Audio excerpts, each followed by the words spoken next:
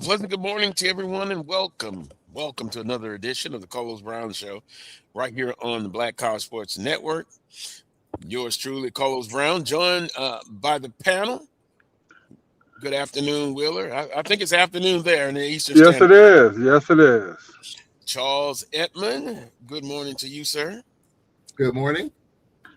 And John's producing for us. We were kind of off last week. Mother Nature threw a curve and also threw a curve to the show. Mhm. We plan on not having the show because of what? The SWAC softball tournament championship. It started at 11. Was supposed to start at 11. Moved to 1. Then moved to 4. Charles, what was the last date it moved to? A time? 6:30. 6:30. Mm. So that's why we didn't have a show. But we're back this week. Grand rising to everyone. Here's simply what's trending on today's show.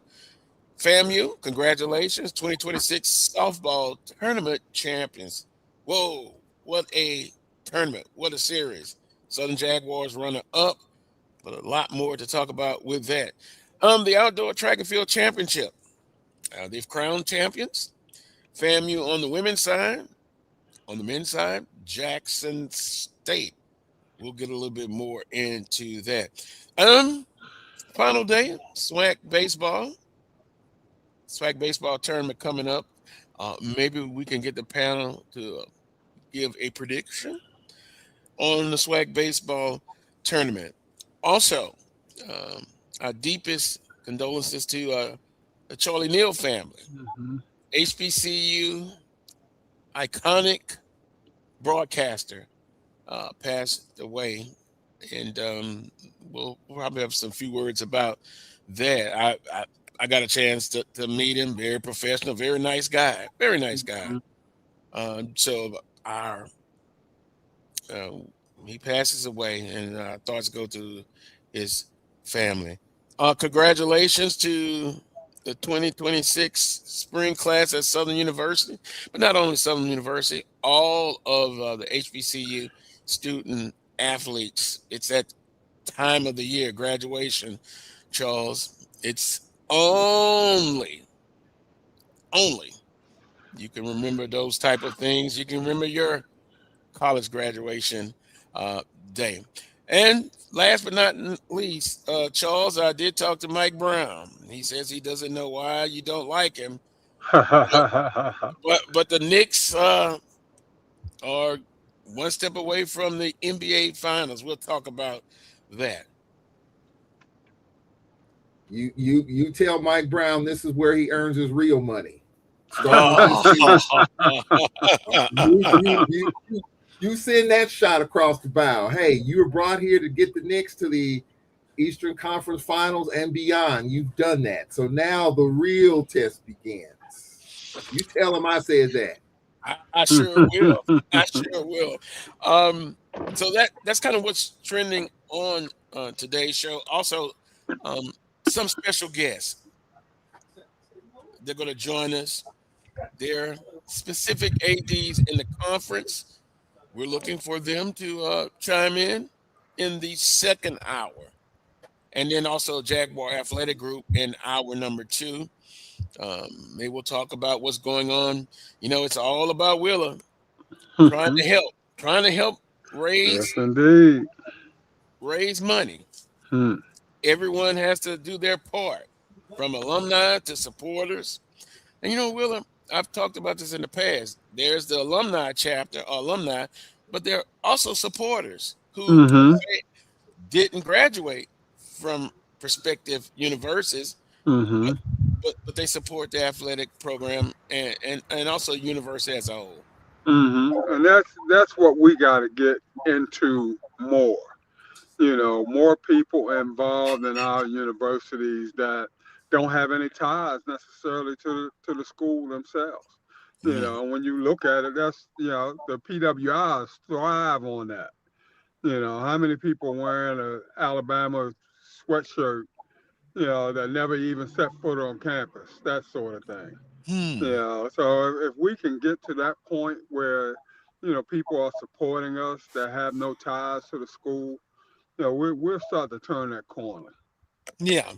And so when we get them on, from my perspective, also Dr. Kenyatta Cavil will join us as well in our number 2. Kind of more of a conversation and information to give out to our audience. So, with that being said, Charles, great job calling the softball tournament. FAMU 2026 tournament champion, and I tell you what, you're proud of FAMU, and by the way, somebody did predict them to win. Who did I predict? Did I make a prediction? Yeah, well, I don't know. Or did I you? recuse myself because I was doing the tournament? I might have done that. You probably did that. I think Willa predicted FAMU. I did. Mm-hmm. So, pat myself on the back. I was right, but boy, Southern University softball as well, and great program. She's done a tremendous job for that softball program, and they were right there. And so, normally, here's the fan part and alumni part comes out of me. You're kind of really disappointed after a tough loss like that. But guess what? I was not disappointed. I actually felt really good because it was a great effort. They lost to a better team on that day, but they gave them a great battle. Great battle. When you look at the 2 losses, slim numbers that they lost by. 8-0 game. I kind of knew that was going to be FAMU was going to bounce back. All the turnovers they had, and that's what a good team does. You take advantage of those turnovers, fielding errors. But I knew they had enough errors in that game for 2, Wheeler, and I knew they would bounce back. So congratulations to FAMU, 2026 softball tournament champions, Southern University run-up. Charles, you saw it firsthand. Yeah, well, congratulations, as you mentioned, to the Lady Jaguars. Just think of where they were 2 years ago and where they are right now. I mean, double the win total, coach of the year. And as Coach Williams said, this is a sophomore group that will be back as juniors. And, you hope. And again, this is what I've been hearing, that even though you got a young team, you hope you can keep them, because we're in a new landscape in which players are going to leave, players are going to take greener pastures, and they're going to take that opportunity. So you hope that that group stays, just like Bethune-Cookman had 18 freshmen on their roster. And Laura Watton, their coach, knows that she's probably going to lose some of them, but you still got 8 or 9 or 10 sophomores coming for next year. So Southern is in good hands. There's no doubt about it. Coach Williams did an outstanding job this year. And just speaking on the tournament, just a couple of minor fielding errors opened the door for Florida A&M. I look at that winner-take-all game. It was obviously 2-1, but Southern University, I thought, as a team, they like to play checkers. They like to go fast. They like to use their speed. They like to make the defense move, and they did that, against Bethune. They did that in that big inning to get it to a winner-take-all game. But somehow, I just kind of felt like 1-1, 4th, 5th, 6th inning. Unless Southern can get some runs on the board, it might favor FAMU, and you saw what happened there in that 7th inning. So congratulations to Southern University and the job that they did. But what about Florida A&M? You got Coach Beal, second year, second straight SWAC championship game. You could make the case easy. If it wasn't for a runner leaving first base, they would have back-to-back SWAC tournament championships. But that didn't happen. That program's in pretty good hands. A young coach coming from the high school ranks where she was very successful. I understand that she was highly recommended by the previous coach, Camise Patterson, who's now at Alabama State. So she comes in highly recommended, and she's gotten the job done. So softball's in good hands. I think there's a bunch of young coaches that's getting it done in softball. And I think the program's in good hands. Southern University, FAMU, and others. So congratulations to FAMU, but job well done by Coach Williams. And as she said, the best is yet to come. And Wheeler, interesting. Now, Charles just said from the high school ranks, FAMU, Coach Williams didn't have any collegiate head coaching experience, at least. What does that say? Sometimes it's about the choice, the decision that you make. So to me, that's outstanding. And I just think that, Overall, when it comes to situations like that, like softball, baseball, that sort of thing, those guys that have those ties to those youth leagues and things of that nature, which, the high school people do have ties to that, those outside travel teams and all that sort of thing, those things become more important for the college coach, in terms of having those ties and being able to get those kids that play all year round, that sort of thing. And so I think, even with you all's coach and with the coach at FAMU, having those kinds of ties to that network, has probably done wonders in terms of the level of kids that they've gotten, to come to the schools, that sort of thing. So, I think from that point of view, that's been a plus. I wouldn't think that you guys would have to worry about kids leaving the programs, simply because, when you're a championship caliber team like that, I think, you're more likely to want to run it back. And if there's no NIL money tugging at your strings and all that sort of thing and stuff, some kids still go and live for being at the institution, that sort of thing. Mm-hmm. Being at the school means more than jumping from school to school.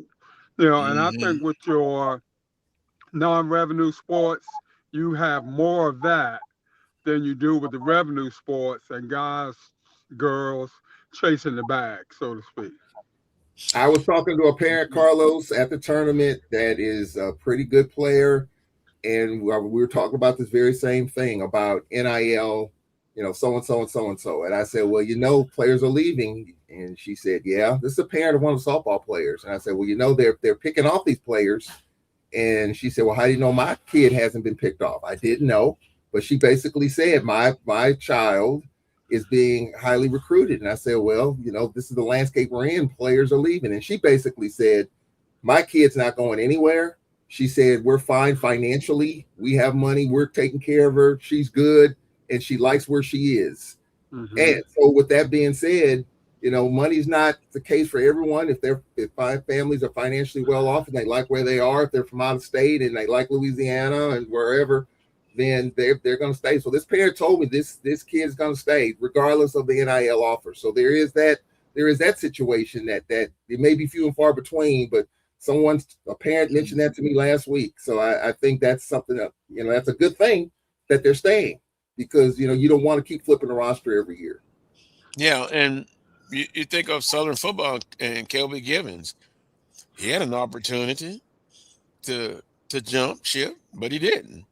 Yeah. Some student athletes do enjoy the college experience. Mm-hmm. Mm-hmm. And I tend not to overemphasize the NIL. I know it's out there. But how we've talked over the last few years, few months, NIL and all of that, when you look up at the Power Fives, it's apples and oranges. Mm-hmm. So I we'll see. Hopefully we'll have some of the ADs to come on and just kind of see how they navigate through all of that. But And I don't know that the money is like that, for our kids playing softball, baseball, that sort of thing. If you're not tearing the cover off the ball, and you are facing the kind of pitching, that sort of thing, where you should be tearing the cover off the ball. A larger school, I don't think is going to take a chance on one of our kids unless unless they're doing really, really well in terms of really burning it up. So I mean, it's just I just think the opportunity is not what it would be if they were burning it up in a revenue type sport. well, and it'll be interesting to see with FAMU and Southern and Alabama State and the rest of the softball programs. You just kind of want to improve every year. A championship is not guaranteed every year, but as Willie you say, be in a discussion. Mm-hmm. And in the 4 or 5 year period, if if you have a couple of championships, look at FAMU. It's also, and a lot of people talk about it's a process. FAMU could have been champions last year, but they got there. Then this year they got back, and that opportunity was there. They got it done. I'll So tell you what you sometimes it's need to a do. process. What you need to do, if you got a good coach, you better lock them down, lock her down. Well, If you got a good coach in one of them sports, you better tie them up. That's for sure. Well, speaking of that, the Coach Brown contract is warming up. It's warming up for Coach Williams, and we'll put the invite to get her on. What is that Coach Brown contract? 2 years? 2 or 3 years, lock them up. But great job to both FAMU and Southern University and all the participants in the tournament. It's very exciting, and you navigated through the weather a little bit there. So hey, long games, Charles. Long hours. It was look, and I know this was out there on social media. People were talking about the delays and pushing these games to another day. The conference had to get the bid in to the committee by Sunday at 2:00. So we had to be done at some point in time on Sunday. The key to the tournament, I think, to get it all in basically on time was Friday night. That 8-run win by Southern University, that Friday night game. That was the key, because all you needed was a winner take all on Saturday. If you didn't get that game in Friday, and then you're looking at potentially 2 games on Saturday, and then you got, if the weather didn't cooperate Saturday, which it did, and then you had to possibly play Sunday, that could have been tough. That could have been a 9 a.m. start. I mean, it could have gone all kinds of ways with that. So Mother Nature was kind enough to the SWAC softball tournament. We stitched it together for the last couple of, that's the best way I can come up with. We had pockets of opportunity to get the games in, and we took advantage of it. But Mother Nature, those last couple of days was absolutely crazy. And, you can't play through lightning. You can play through rain, but, when balls get wet and the pitchers can't grip it, then you got to stop there. So there was a lot to navigate. And I was right there on the front lines of it. And I think the conference did the best that they could.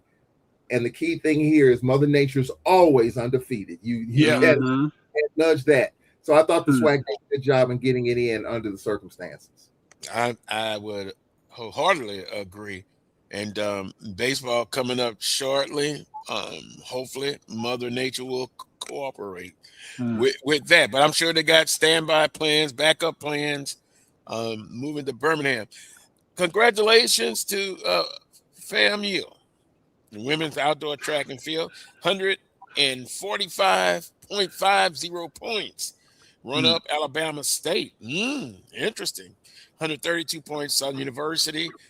They finished third, 95.5 points, and Alabama A&M, 93 points. On the men's side, it was JSU. 142 points. Congratulations. TSU was second with 110, and Bethune-Cookman 104.5 points. And track and field, a lot of legacy in this conference. Tremendous athletes in the past. Also, how you say this? Shania Alace. She had a 12.84 from Southern University in hurdles, 100-meter hurdles. Outstanding. I think that's one of the best times in the collegiate record and the world, if I'm not mistaken.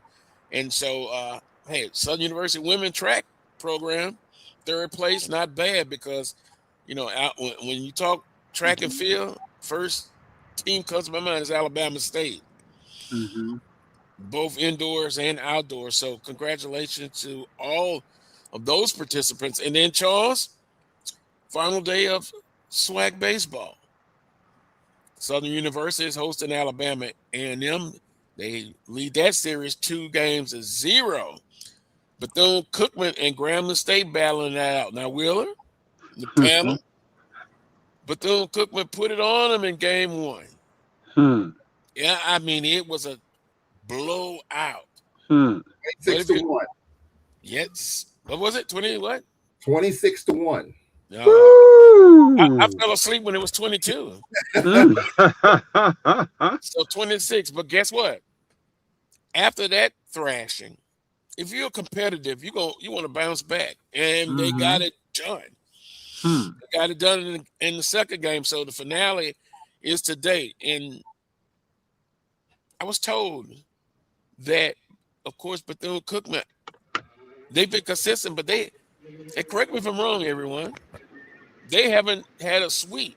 They hadn't really have they swept anybody in the series? At one point, I know a week ago they were telling me they had not, but at least they won 2 out of 3. But we'll check the records, and I'm sure somebody in the chat room will let us know.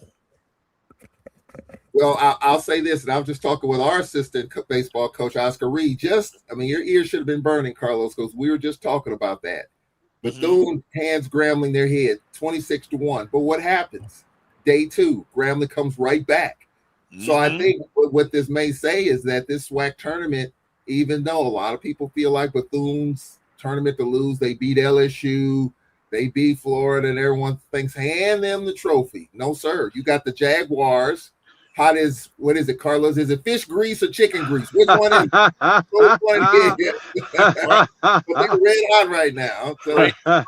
Well, yeah, in SWAC play, yes, because I think they dropped the midweek game, but they're hot as fish grease and fish grease, okay, and Tony cayenne hot pepper.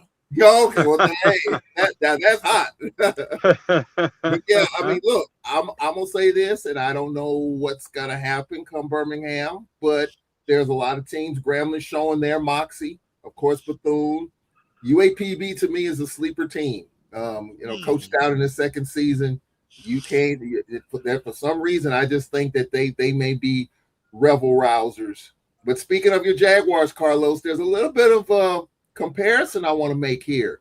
You see the run that Southern is having towards the end of the season, forgotten about, left for dead, and now people are talking about them. What other team? Free Crenshaw. What other team has been down this path where they were left for dead, coach might be gone, and found a way to rise out of the ashes? Prairie View basketball, Byron Smith. I was thinking about it all week. That's kind of the similar path. I mean, so Southern University, they're red hot. You can't count them out. But this tournament, Grambling, you got FAMU that got their head handed to them recently. But when you get to Birmingham, all bets are off. Jackson State just snuck in. They're an 8 seed. Looks like they're going to play Bethune in that first game. That could get interesting. So this is what makes the SWAC tournament the SWAC tournament. You got a bunch of teams with some good coaches that are really good, and anyone can get knocked off. Well, we saw that in basketball, right, Wheeler? Yeah. Season champions, and somebody on this panel told you. I don't have a feeling Bethune-Cookman was going to go win the SWAC basketball tournament. Yeah. Now baseball, I don't know. I feel Bethune-Cookman is really good, but I don't know, Charles. Am I ready for a prediction? We'll put it in the chat room. Let the predictions roll in. Who's going to win the 2026 SWAC baseball tournament? Chuck, I'll say Chris Crenshaw is turning it around at Southern. Get the contract ready, Carlos. Get it ready. Get the ink. Get the ink pen. Contract ready. Get the lawyers on the phone. I'm gonna have to eat a little crow. My prediction. Well, what I thought, and it's just my opinion. Remember what I said? Finish in the top 4. They've done that, right? Yeah. And make a deep run into the SWAC baseball tournament. Now, I didn't say they have to win it. I said a deep run. And then that's when I would be forced to give out that 2-year contract. So you're not totally on board. If he goes 2 out or 3 out of the tournament, does that cause some reconsideration? You mean if they go 0-2 in the tournament? Well, let's say they lose the double elimination, game. right? Yeah. So they win the first game, but they lose the next 2, or however way they're 3 and done, 3 games and done, or 2 and done. Would you reconsider considering the year that they had? The body of work. We'd have to have a discussion. It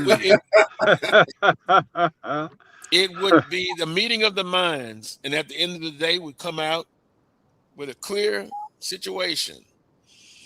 but the way it looks now, I think that he's going to be around.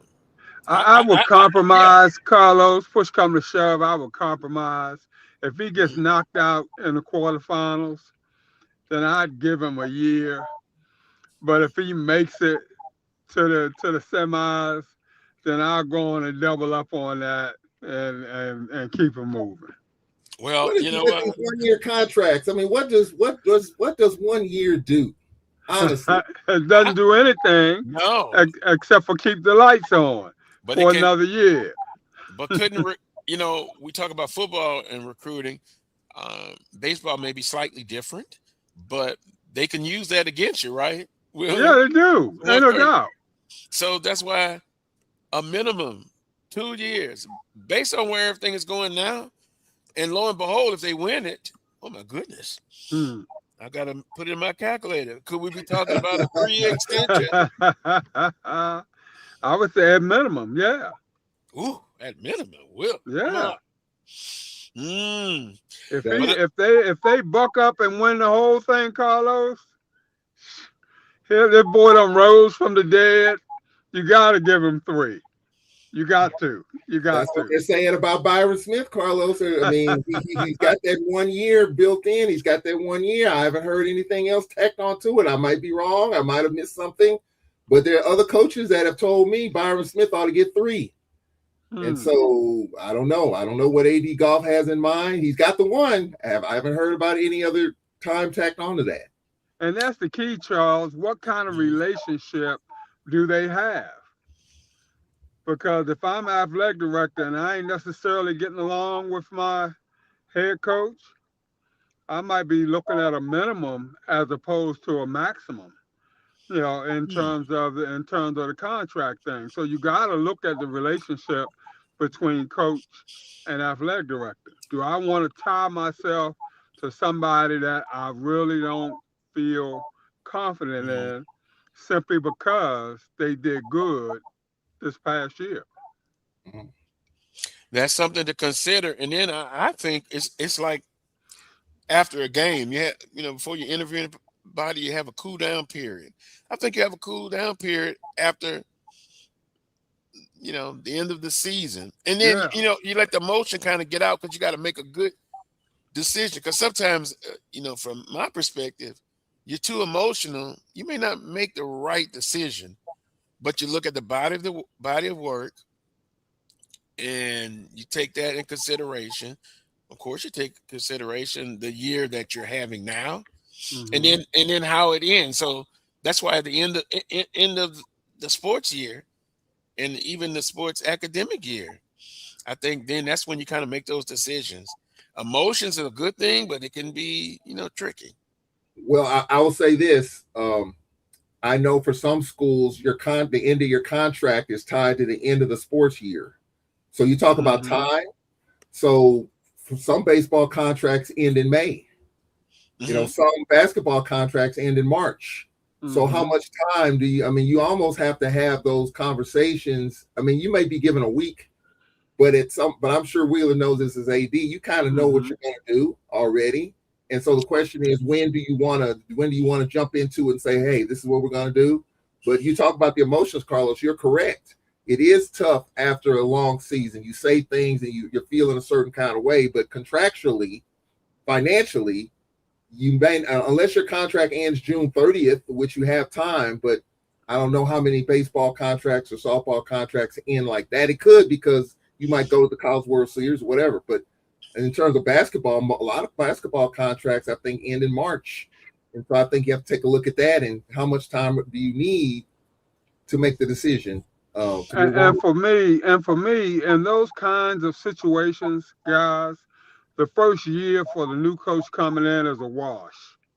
I mean, Hmm. we're not even considering grading that coach in terms of wins or losses. You're looking for other things in terms of progress or lack thereof, that sort of thing. How the kids. You're looking at how the kids respond. You're looking at discipline. You're looking at how well they adapt. to the new coach and his system, that sort of thing, as opposed to looking at wins and losses, because you know that new coach coming in is at a handicap. Yeah, I mean, they're coming in pretty much after the recruiting cycle has ended, that sort of thing. So, chances are the roster is not going to turn over as much as it would if you hired them before the season ended, that sort of thing. So you have to take all those things into consideration. And, like I said, that first year, if you hire somebody late, you can pretty much forget about grading them in terms of wins and losses, I think. And the interesting thing with that, a coach comes in first year and he nails it. Him and his staff, the players, like kiss of death. Or you call it the kiss of death. Kiss of death. But that's the situation. The bar has been set right there. Exactly. Or A&M softball, for example. Yeah, they 2 SWAC championship games for the first 2 years. And so the bar has been set there in Tallahassee for Lady Rattler softball. And so, yeah, you are correct. You come in flaming hot. The expectation is that you got to stay flaming hot. But the question is, how much of a buffer do you have? We have examples of this. Chris Crenshaw, 1 year one. Now here, was it year 4? What was it, his 4th year? People ready to run him out of town. He had a rocky middle. A rocky middle, okay, but he still won the championship in year 1. How long of a grace period does a conference championship give you? How long of a runway does a conference championship give you in this league? Well, it depends. Charles, if he had won that championship in year 3, as opposed to year 1, we'd be kissing his feet right now. We'd be kissing his feet right now. I'm telling you, because you would have looked at the process and said that, he's progressing along nicely, getting it done year after year. That year 3 has been a culmination of year 1 and 2 in terms of progress. You'd be saying, yeah, he's right where we need him to be. Let's go ahead and lock him in and get him situated, that sort of thing. But like I said, when you win that first year, if you don't continue to burn it up, you can almost kiss it goodbye. Oh, wow. And speaking of the kiss of death, hello, Jackson State alums that are watching. Coach Omar, I also said the critical eye will be on Baton Rouge and Jackson. He ain't going nowhere, Carlos, till he ready. Oh, I didn't say he was going anywhere. I'm telling you. But they make, I don't want to get on Omar's bad side. He'll call his own shot. I'm telling you, he'll call his own shot. Yeah, I agree with Wheeler on this one. I think, Omar Johnson's done a lot early on. The last few years, he's been an early out. He's going to be an 8th seed. He just got in the tournament last week. A couple weeks ago, he just officially qualified.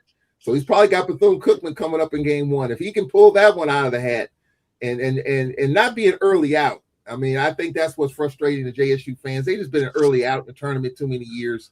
I think he'll be fine, but being an early out, people just gonna keep piling on, at least in my opinion. And then folk have to look at the other things that he brings to the table. Outside of the wins and losses. That's Carlos. This is a man that cuts his own grass on the baseball field. He brings his lawnmower from home because he doesn't want the contaminated spores from under the school lawnmower to infest his grass. This is a guy that puts down his own lines, that sort of thing. So I mean, what he brings to the table is immeasurable. Yeah, he's a treasure. So, and that's why I said he will probably, at the end of the day, call his own shot when he's had enough, that sort of thing. And he may be in a position where he handpicks his successor. Just like the guy before him pretty much handpicked him Bob to carry on. Brady, yep. That's just, that's that situation. Yeah. But let me say this: people who are just tuning in now, when I say I have a critical eye, that means just it's not meaning to let anybody go. Everybody knows that. I don't have that power. Maybe you and Charles do, but I don't. But what I was saying was the critical eye, and I said it as soon as baseball season.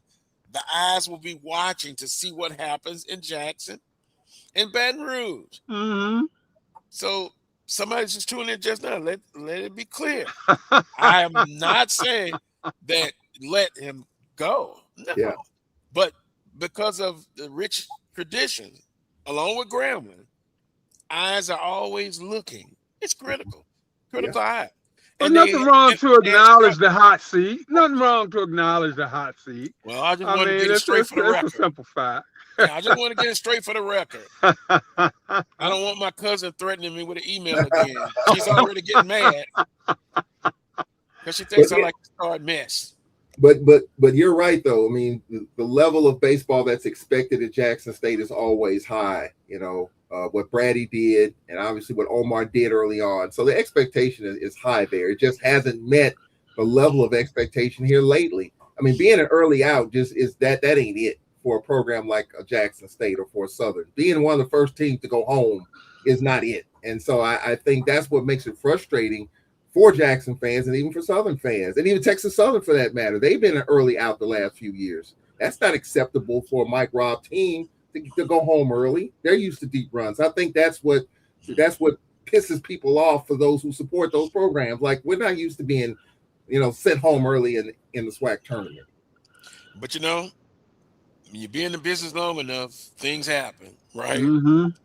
You start off very good. You've had some lean seasons, but at the end of the day, if you can be, I don't think Will always says it, in the conversation, fighting for a championship, get one or two in a 3, 4, 5 year period. Well, 5-year period. That's about the best you can have in a ever-changing athletic landscape. Yeah. So with that being said, I'm gonna say it again in the chat room. Let's have some fun. Who you got winning the 2026 SWAC baseball tournament championship? Maybe before the end of the show, I'll have my prediction. I'm on the roll now. Where's EA, Charles, for FAMU? He said I give him the kiss of death when I predicted. Me and Willa predicted FAMU. But you can hold that thought. We're going to take a timeout. We're well overdue. Coming up, we're hopefully going to have some special guests, some athletic directors from our conference. Hopefully we'll have them in. And then also we'll hear from Jaguar Athletic Group, Dr. Kenyatta Cavil. So we'll be back after this timeout. You're watching the Carlos Brown Show right here on the Black College Sports Network. We shall return. From cancer care to accidental injuries to cardiac care, we all know that there are times that you can't control what happens in your life. But with Globe Life Family Heritage, you can be prepared to weather the storm when it comes. Call Dr. Beverly Eagle Rogers at 877-300-8269 or visit the website at globelifefamilyheritage.com. With over 25 years of serving communities, Dr. Beverly Eagles Rogers is here to help you and your family through difficult times. Dr. Beverly takes pride in Globe Life being one of the few companies that returns 100% of premiums to clients that stay healthy. So for more information, call Dr. Beverly Eagle Rogers at 877-300-8269 or visit the website at globelifefamilyheritage.com. And we have to fund our kids in these colleges, and we have to make sure our kids have seats in these colleges. And what about HBCUs? You mentioned. Absolutely. You got to fund them all, and you've got to make sure they're properly funded. The real reason why I went after Comcast and Charter, it didn't have anything to do with my cable networks. It didn't. What happened was a gentleman wanted to do the Black College Sports Network in partnership with the HBCUs. And Comcast did not accept it. And that would have made a lot of money for these black colleges. Absolutely. And it would have educated the Black College Sports Network. This is what he wanted to do. That would have educated a lot of black kids. And when they didn't do that, that's when I came off the bench and said, okay, I'm going to light you up like a Christmas tree. Mm-hmm. Okay? That was the real reason why I got into it, was when I saw what happened with the Black College Sports Network, which I don't own. I just knew. Why didn't you buy it? I just knew. I just knew that these black. I like that talk. Right? I knew that these black colleges were going to benefit, and these black kids were going to get the education that they deserved and not have to pay. There's a shot. It might be. It could be. Right field. Grand slam. What a shot. That's how you get hot, young fella. Thank you guys for what you do for HBCU athletics. This is a fantastic avenue for all of us. This is our ESPN, so we love what you guys do, and all you guys at BCSN. We really appreciate what it is that you guys do for us. Movement, a statement, a legacy. We celebrate the pride, the purpose, and the culture that make historically black colleges and universities legendary. HBCU Image, a Kenny T's company. You're looking for the latest information on Southern University sports, the Southwestern Athletic Conference, and HBCU athletics. There's only one place to go.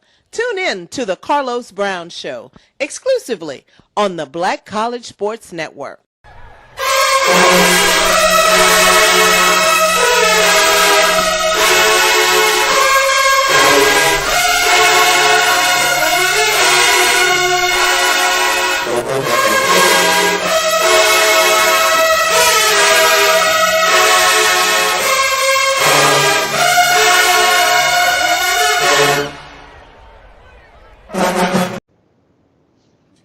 Welcome back to this week's edition of the Carlos Brown Show right here on the Black College Sports Network. Yours truly, Carlos Brown, A.D. Willa Brown, Charles Edmond.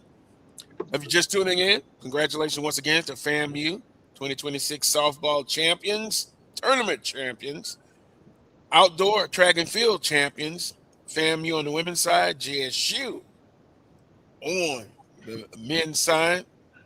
Of course, our thoughts and prayers go to the family of Charlie Neal, iconic figure, HBCU / major sports, college sports announcer. He passed away this week. Final day of the SWAC baseball regular season. Who's going to win it? I see some people have said Bethune-Cookman will be the 2026 tournament champion. Charles, you were kind of thinking about it. So let me know when you're ready to give a prediction. I think a couple of people chimed in. Bethune-Cookman, I'll make it 3 for 3. I think they've had a solid season from start to finish. Those 2 wins over LSU and Florida gave them confidence, probably maybe too much at times. You know, they've had their head handed to them a little bit, been humbled a little bit, and I think they understand what's at stake once you get to Birmingham. I think they're the best team. I think they've got the best pitching staff, but that doesn't necessarily mean that they're going to win it. I just think that overall, I think Bethune, to me, is the best team, and they have the best pitching staff to me. And pitching, just in softball, is all about pitching, softball tournament. But I think Bethune-Cookman has the arms to slow teams down, and I think Bethune, with that and enough timely hitting, good defense, I think Bethune's going to repeat. Well, they're the odds-on favorite, no doubt about it. But Will, I'm just not ready yet to say. I'm kind of getting this. It's kind of somewhat feeling like I had about the basketball tournament. but we will see. But I'm sure Bethune-Cookman is the odds-on heavily favorite to win it. But Charles, what about a team that may surprise Bethune-Cookman? And I know you're gonna say Southern, but besides Southern.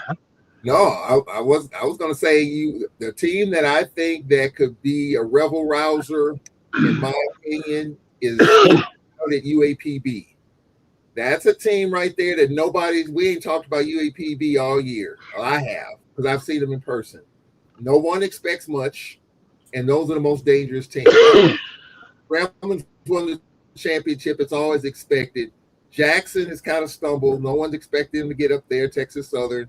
But UAPB, to me, I kind of have the same feeling about UAPB that you kind of had about Bethune. You're just kind of feeling them.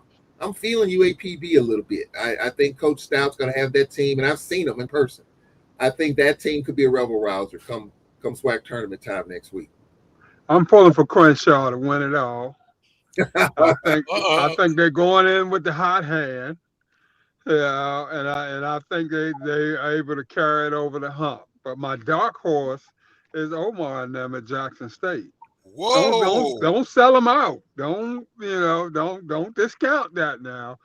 Pedigree means a lot. Yeah, so I wouldn't be surprised if they rose up and started to claim where they should be all along. Interesting. Jackson State. So I guess I need to make my prediction, but not just yet.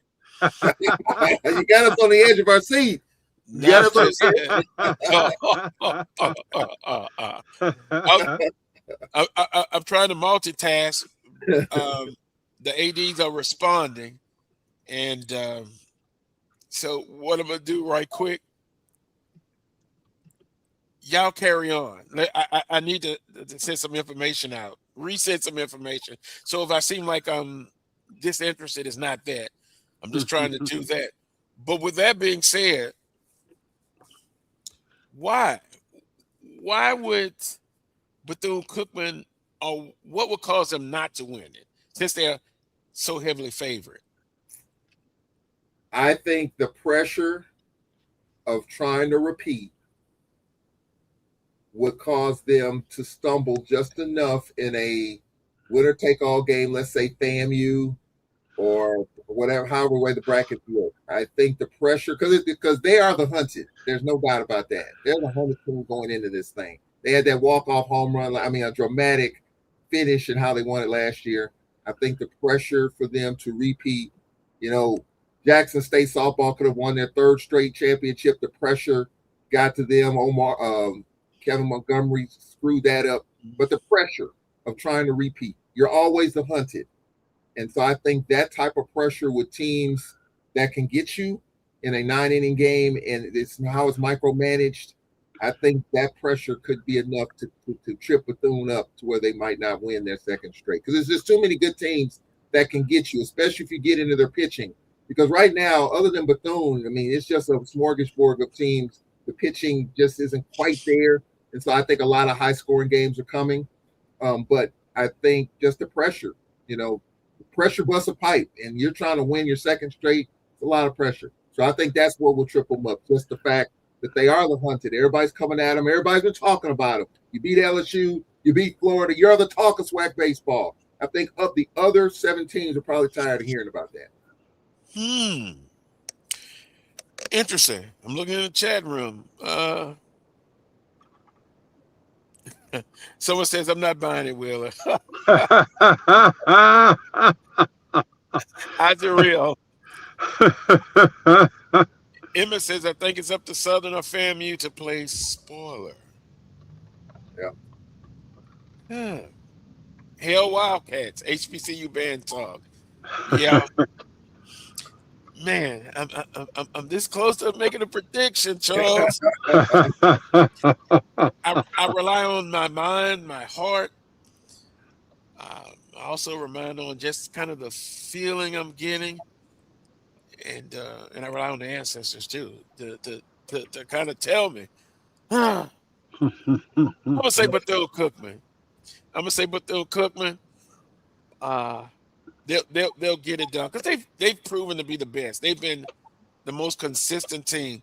Southern University, hottest fish grease on Bourbon Street in New Orleans. They're hot. They're hot. But another sleeper team, FAMU. I could see FAMU. Now, throw out another little thing. The championship game. Most people think it's Bethune-Cookman. Who will they face in that championship game? Well, I got to see the brackets. So you're looking at the middle, the teams in the middle. I mean, that could be Grambling. Could be UAPB. Could be Texas Southern. It's hard for me to say until I look at the brackets and see. But those middle tier teams could be, Grambling could be right there. UAPB. I think, it looks like Bethune's going to play Jackson in that first game. I think Jackson is kind of etched in there for an 8. So I think that's the matchup in game 1. So they'll be in the same bracket. You look at that opposite bracket. It's kind of those middle of the road teams. So Jackson, no, not Jackson, Texas Southern, Grambling. I think either one of those teams could do it. And look, Bethune just is playing Grambling right now. And so that's those teams obviously know each other and see each other. So that could be an interesting second round game. Yeah. When you look at it, eight teams, correct? Yeah. Am I wrong? Okay, because sometimes baseball's not on the situation where they're going to add teams. I think, is it safe to say 8? Yeah. Do you remember, Charles, when it was 6 teams? Yeah. Do you remember the conversation of having the winner of the East and the West play a 2 out of 3? That was just kind of talk about that. Yeah. I don't think that ever had wings, but boy, that 6 team tournament was interesting to say the least. Yeah, and I think with this 8 team and no divisions, now there's no Western baseball. I think hear of it, and from what I'm hearing, the coaches kind of like it but it does involve matchups that you probably normally wouldn't see if you had divisions. Like you wouldn't see Florida and UAPB. You wouldn't see that because when it was East and West. And softball's got a decision to make on that too, by the way. And all coaches told me last week they want to do away with divisions. That has to come up for a vote. We'll see where that lands. But I think with this being, 8 teams, you're seeing these teams. So there's not a whole lot of secrets out there because you played them, whether it's early or late, just like Grambling and Bethune playing late. Alabama State, Carlos, this is a team. They're here. Coach Vasquez, his team's got some speed. They've got some pop in the middle of the bottom of the lineup. That's a team that could be one of those middle of the road teams that could give Bethune Cookman some problems as well. I mean, don't count out Coach Vasquez's team to cause some trouble. And then Grambling State, we always talk about them in the SWAC baseball tournament. They've made some somewhat deep runs, but I think all bets are basically up. It's Bethune-Cookman and everybody else in the tournament, but we may be shocked. We may be surprised. If it's anything like 2026 so far, Bethune-Cookman, it may be some pressure on them, maybe not, but I think they're going to get everybody's best. Who has the best bullpen? Who has the deepest pitcher? Who's the hottest hitting team coming in? All of those things I guess you look at, and I think it makes for a very good tournament. I think it will be as exciting as a softball tournament. I might be wrong about this, but as far as my ears, I've only heard about 2 baseball teams in this conference all year: Bethune-Cookman and Southern University. Oh, come on, Charles. I mean, right now, Bethune-Cookman I haven't heard about any other team in the conference. I really haven't. I might be wrong. FAMU was pretty hot at one time. Yeah. Well, when you win 10 in a row, it got to be some chat around there. Yeah, I mean, Southern and Bethune. I mean, Grambling's been kind of up and down. FAMU's been kind of up and down. Alabama State's been kind of in there a little bit, but I haven't heard a lot. I mean, maybe it's just me. Maybe my ears aren't working properly. Maybe I'm not on social media. But I haven't heard of baseball, but of 2 teams: Southern University and Bethune-Cookman. I the real say, Charles, stop it. Stop it. I might be wrong. If I'm wrong, I have no problem with saying, hey, I'm wrong. And I might be on this one, but I haven't heard a lot about other teams. They may have their little spurts. They may get a sweep here, win 2 out of 3 there, midweek win here. But What? I think. Help me, educate me. I am open No, to be educated. no, you don't need to be educated. Just look at my face. I think I smell a setup here. I smell a setup here. See, I don't want to have the blue and gold glasses on so tight that I don't see. So I try to be objective. Yes, Southern University has been playing very well. And I'll Carlos, be the first that if smell they is the fish grease popping. That smell is the fish grease. Not chicken grease. And you know, I'll have to make a public statement. I've been totally wrong if that happens. Yeah. We shall see. We're going to take a timeout. Let's see if we will get some of the ADs. They've been contacting me, and we're trying to get them in. So, with that being said, we'll take a timeout. Top of the hour break. When we come back, hopefully we'll be visiting with some special guests right here on the Coles Brown Show. We'll be right back after this timeout. For over 30 years, HBCU Image has been more than just an apparel store. We've been a movement, a statement, a legacy. We celebrate the pride, the purpose, and the culture that make historically black colleges and universities legendary.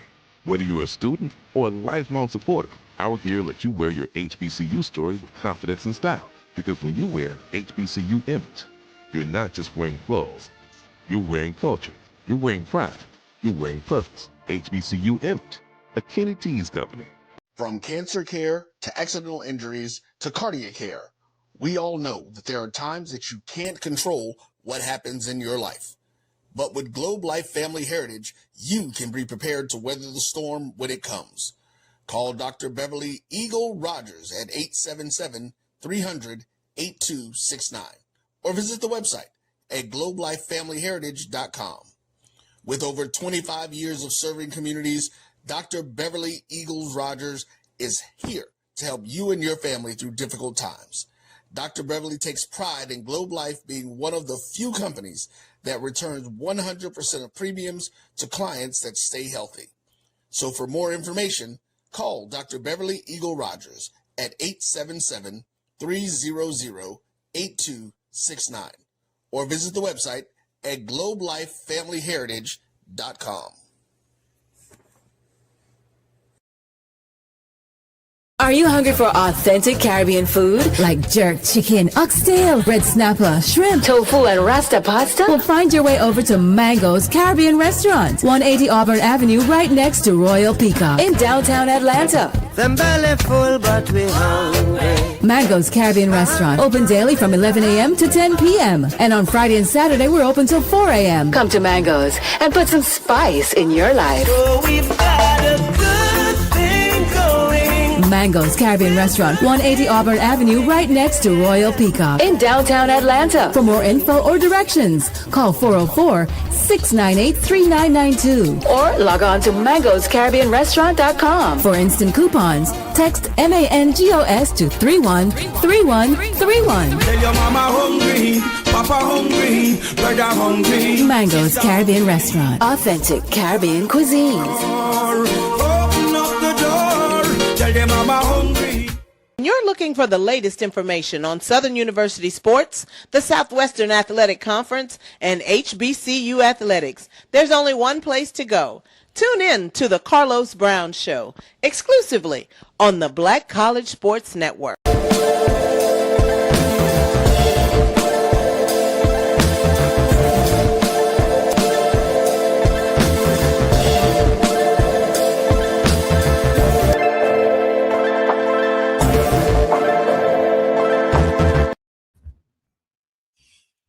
Welcome back to this week's edition of the Carlos Brown Show right here on the Black College Sports Network. Yours truly, Carlos Brown, A.D. Willa Brown in Baltimore. Getting warm there, huh, Willa? It's very warm here. Willa, you need to be back in the South. Yeah, but I won't complain, though, Carlos. I won't complain. Charles Edmond also join us, and Dr. Kenyatta Cavil. Dr. Cavil, good afternoon. Good afternoon. It's good to be with you all, gentlemen. Let me take a little bit of privilege and tell A.D. Willie Brown What's up, Doc? happy birthday. Thank you. Appreciate it. Oh yeah, happy belated one. Hey, it's a blessing to see another year. Another trip around the sun, baby. Another trip around the sun. Looking good, brother. Looking good. Definitely is working and looking good. Let's see, Dr. Cavil, how have you been? I've been pretty good. We ended the semester last week. We had graduation last Friday, which means grades are due that first Tuesday after graduation. And serving as the dean of the Premier College of Education at Texas Southern University, my responsibilities is among many things, but one of them is make sure grades are there on time. We were the first college to make sure we had 100% on Tuesday, so I was excited about that, which means I could kind of take a breath. And before we start looking at next year, which we've slightly done, I'm going to take a little sidebar and get a little rest. But it's been good. It's been a dynamic year. A lot of things that we got going on beyond just the excitement of closing out this athletic year as well has been exciting. I can imagine. So yeah, a little rest. It's kind of like professional athlete. You have to have a little bit of rest, but it's an all year situation with it. Yeah. With that being said, I think we have all the participating ADs. So we're gonna bring them up one by one, two by two. There's Coach Banks. I still refer him as Coach Banks, AD Banks. Coach Banks, can you hear me? Yes. Good morning. Good morning. Busy schedule for you. Charles told me he saw you in Gulfport. He's always watching you, Coach Banks. Trust me. Good man. Let's see. Now we have Dr. Scott. Let's see, we have him. Our job, just bring them up one by one who are all here. We got Coach Banks. There's Dr. Scott. Well, good morning. Can you hear me? Yes, sir. How's everybody doing? Doing All fine. right, Trayvean. Say A.D. Brown. All right, what's going on, partner? Happy birthday, sir. Thank you. Appreciate it. And Mr. Scott, you know Coach Banks, y'all met before, right? Once or twice. I understand that. I think we shortly we'll have Dr. Cavil. But you know, the interesting, there's Dr. Cavil. Oh, there he is. Good afternoon, sir. Good afternoon. All righty. I feel like I'm double teamed with these Q dogs. You can put these Q dogs on here. What? We need to get Robinson from Jackson State on here to bounce this thing. You in good hands, brother. Great hands. A.D. Banks, that's all right. I love that both of them are men of Omega's High Five wear that black and gold, though. You know. But you know what, Dr. Cavil? You would have to help with Ash is quick. I could never. When I see him in Birmingham, I shake and he's gone. Oh yeah, he moved. He say that's intentional. Oh, that's what I thought. So he do y'all like that too.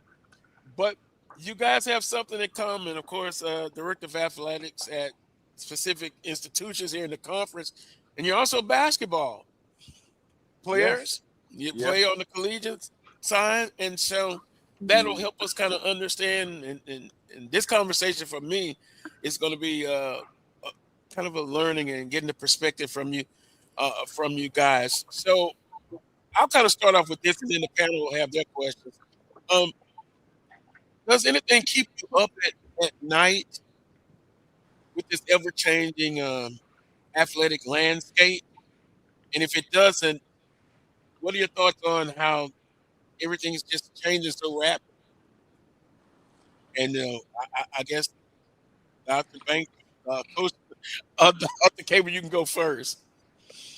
Well, I think student athlete welfare is one thing that keeps me up, because you're responsible for a number of student athletes. Their parents entrust you to take care of them. You don't have 100% control over what happens. And so those are the type of things that keep me up. I did experience when I first got here, we had a student athlete to pass. And so that's my biggest nightmare when I go to bed at night, just making sure everybody is safe and we get to the next day. Dr. Scott? Same. You know, as student athletes and now as athletic administrators, we've always kind of, you know, lived by the mantra, controlling what you can control. And, you know, even with your student athletes and coaches, right, you know, as they recruit and, you know, go to different cities to recruit prospective student athletes, you know, you kind of pray for their safety and a bit uneasy about that as well. You know, last week I think we had the conference track meet and you know, due to the weather, we ended up leaving late. So, you know, our student athletes boarded a bus at 11 p.m. And so my concern there is just, you know, for the safety of all involved, you know, to pray to cover the bus driver to ensure that, you know, not only that they transport them in a safe manner, but that those that they're on the road with are conducting themselves safely as well. So, you know, I would wholeheartedly agree with my friend and brother in Omega, Dr. Cavil. It's just one of those things you can't measure. And, you know, I've been doing this for a while, and I'm sure AD Banks could speak to this as well, as we've had similar experiences when I was down in Baton Rouge. It's never easy, you know, going to a hospital for a non-athletics injury or speaking at a funeral for a student athlete or for a support staff member. And so, you know, you hope that those things, you know, are limited or that don't occur at all. And so I fully agree with what Dr. Cavil is saying regarding, you know, the student athletes. But I would lift it up and say all involved, the coaches, the training staff, the managers, everybody that supports our student athletes. We want them to get in and out of their desired areas and their desired competitions, return back to campus safely. In other words, director of athletics, they feel just like the regular person. You know, they have feelings, they have concerns. And when we look at it, is this job, I always say y'all have a tough job, but to be in it, you have to love it. And I would assume that everyone in that position, you kind of still love your job, right? To be a director of athletics. Yeah, no doubt about it. You know, I think you spoke to, you know, the ever-changing landscape that is college athletics. It kind of keeps me going because something always different is going on. You know, and there's some people call it adjustments. You know, we call it a pivot. You know, and so we're used to the pivot. We've actually found power in the pivot and being able to really think outside of the box in a way, you know, to anticipate what's on the horizon before it kind of gets there and manifests itself. So, no, it's a job that keeps you going. You know, the only thing that is consistent in this lifetime is change, and so you know, we're used to it, and we're prepared to pivot as the changes come. But we become now accustomed to changing before they get here. You know, in more of an anticipatory manner. So, no, all things are great. You know, we just position ourselves in that manner. We've been joined now by A.D. Robinson of Alcorn State. Good afternoon, A.D. Robinson. Good afternoon, gentlemen. How are you? All right. We're doing fine. And apologies for my delay. I have a baseball senior day today, so I was trying to prepare for that and got some recruits on campus. So my apologies. Ask him, did he smile? And ask him, is he a Chapel? Sounds like monuments of my nothingness. Friend, Dr. Scott, I tell you, I can always count on you to lighten the room up. I like that purple, by the way, sir. Well, I'm gonna ask one more kind of point, get to one more point, and then I'll turn it over to the panel for a question. We know about season ticket sales, and we've talked about this on the show. But has it come to the point now that you have to kind of look at past season ticket sales as far as the financial piece? How hard is it to get that piece going, I often say that, you have alumni, then you have supporters who per se didn't, go to the university, but they're supporters as well. From the financial stand piece, how tough is it to raise additional funds in this landscape now? I think it's extremely difficult. But I think the number one thing that you have to do is assign the priority of your department and your programs. And then once you do that, now you can start generating revenue to address the priority, which in my opinion would lead to a greater impact, right? And so ticket sales, you only have so many seats, right? Even if you sell out. And so you have to continue to be creative and diversify the ways that you generate revenue to support those priorities. And I could just tell you, like, for us, the priorities is student athlete experience, revenue share, and then we get to the facilities. And so coaches have to make a decision in terms of the places where they want to have significant impact, and we support those areas. We got Coach Banks back. I apologize. I don't know what happened. I apologize. Well, that's quite all right. We were asking about what keeps you up at night with the ever-changing athletic landscape as far as being a director of athletics. Well, obviously, I think that's a loaded question. You can start with several things, and I don't want to be redundant. I don't know what they talked about, but obviously, you want to make sure that your student athletes at all times top priority on your list. So keeping them safe and sound, and they're under our care and supervision when they come into the family of the Jaguars. The next thing is, to be honest with you, while you're concerned about that, trying to make sure that each parent feel comfortable with them being away from home, and that each coach and the department is taking care of them. Also, my fear is trying to find the landscape right now, just really how Southern and HBCUs fit in this new identity of the NCAA, and how we can be competitive moving forward. That's still a moving target. It changes from day to day. Rules are changing from day to day.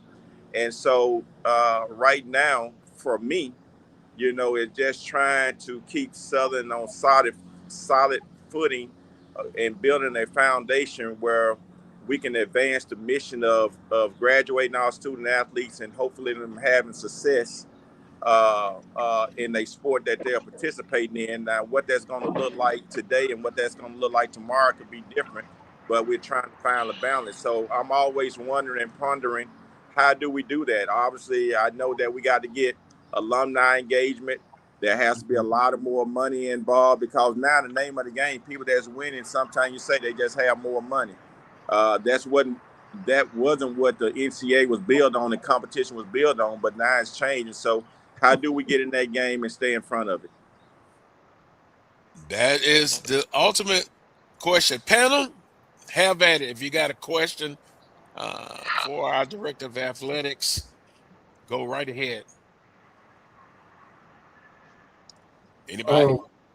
Yeah, I'll start. And first of all, just from a personal standpoint, I just want to say thank you to all the ADs here, AD Banks, of course, AD Robinson. We talk often. Dr. Cavil, we call him Shooter, guys. He was a shooter at Alcorn. They call him Shooter. He was a hell of a guard, can shoot from the parking lot. So Dr. Cavil, and of course, never met a shot he didn't like.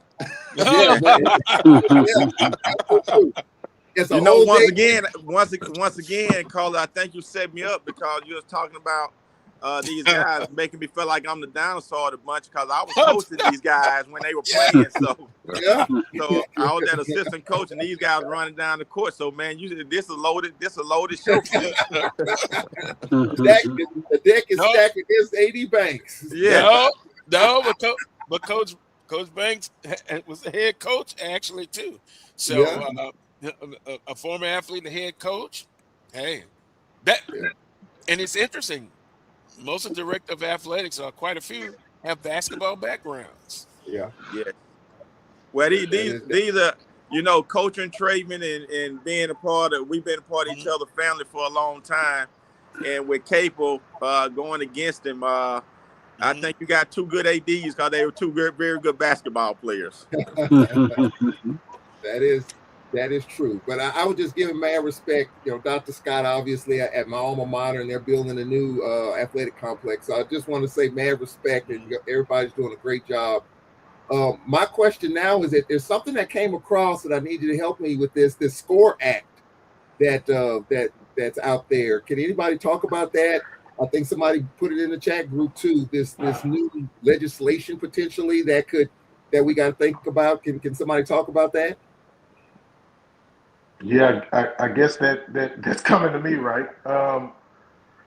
I had an opportunity in March to go up to DC to speak to the health committee, the health education leadership and pensions committee regarding the SCORE Act. And what the SCORE Act is basically the legislation designed to address several areas in college athletics, specific and germane to the student athlete and them being able to receive direct compensation as they participate in athletics. And so what the bedrock is just ensuring that there's some type of legislation outside of unionizing.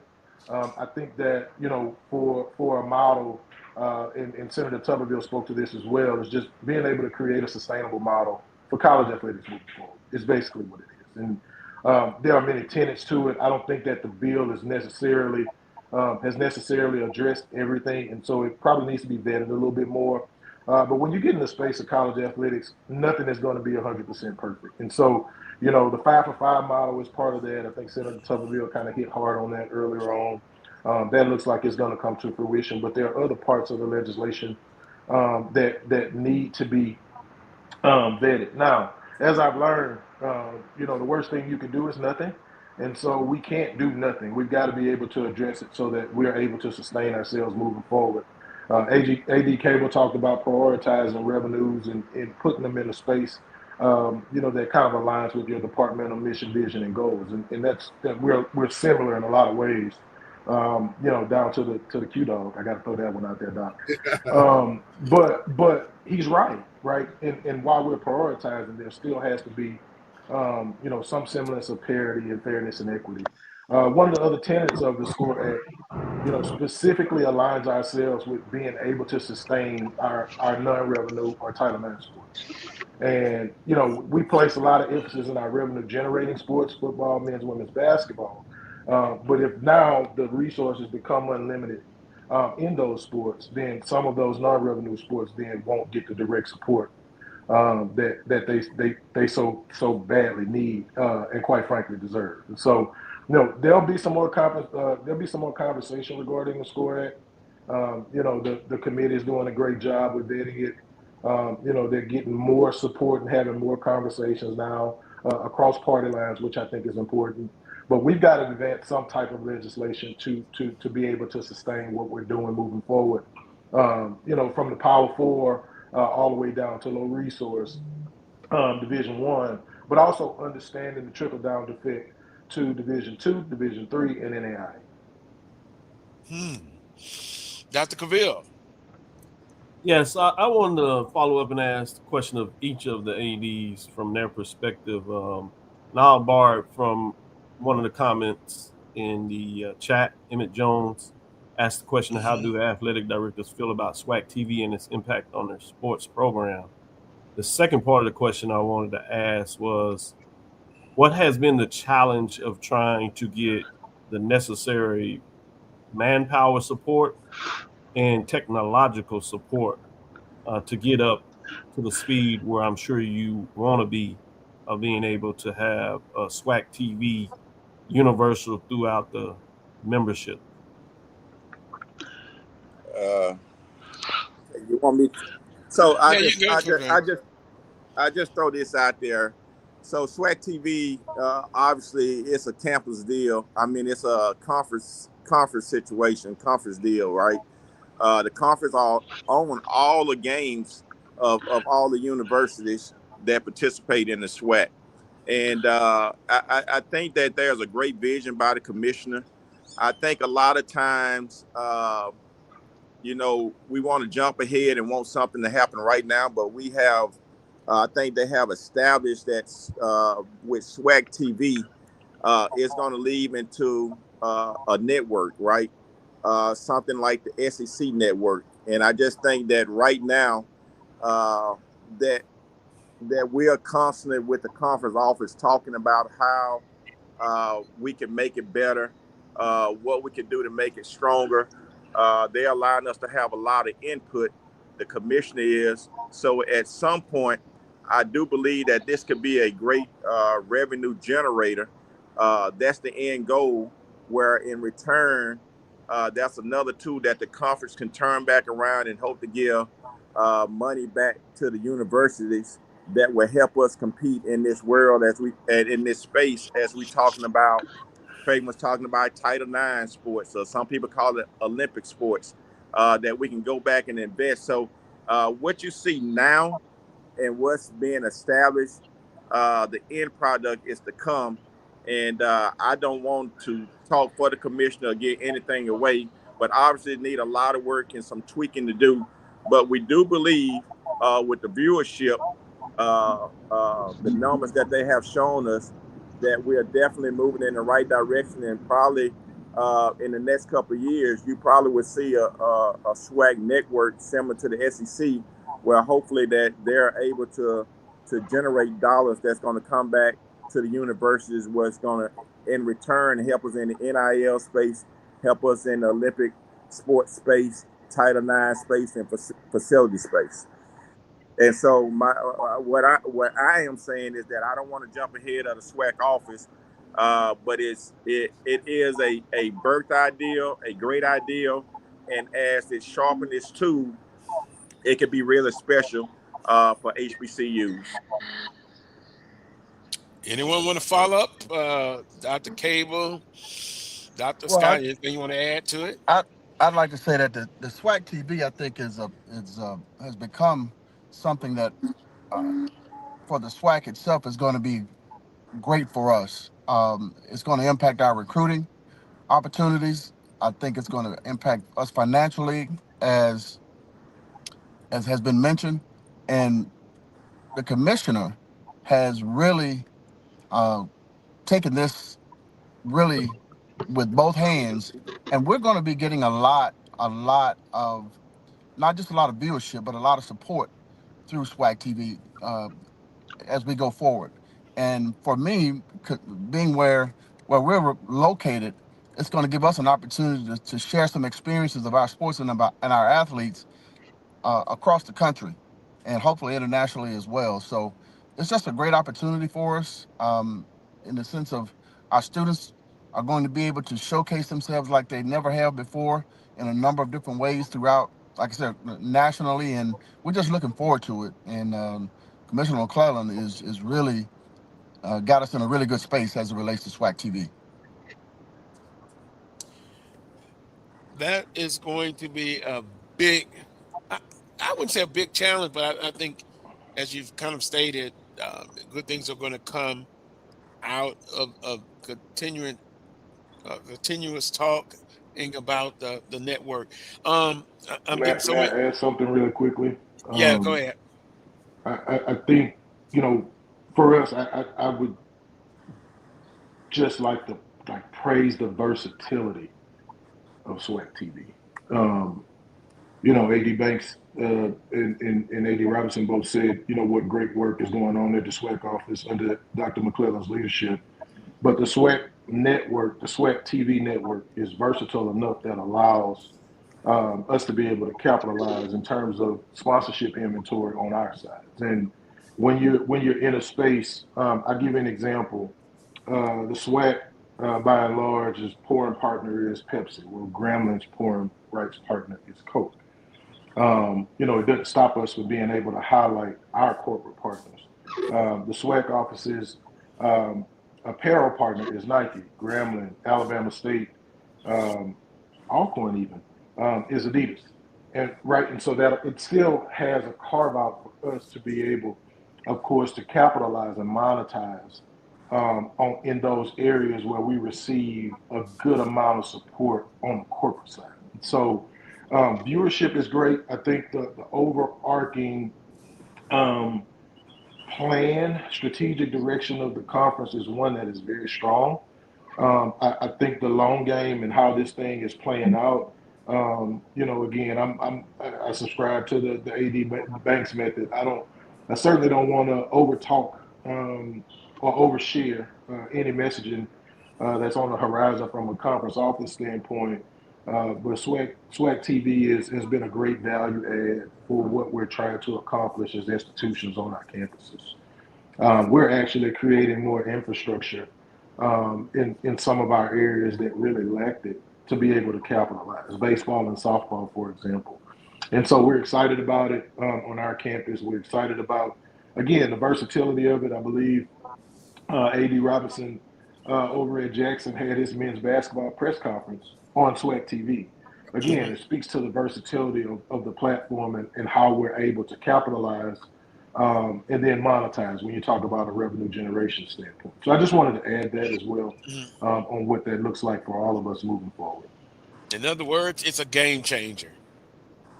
It's a game changer, and it's going to be tweaked, and you're going to have a great product when it's all said and done. Guys, I'm getting so many questions in. I guess because y'all so popular. So popular. And I know we're going to run out of time, but collectives.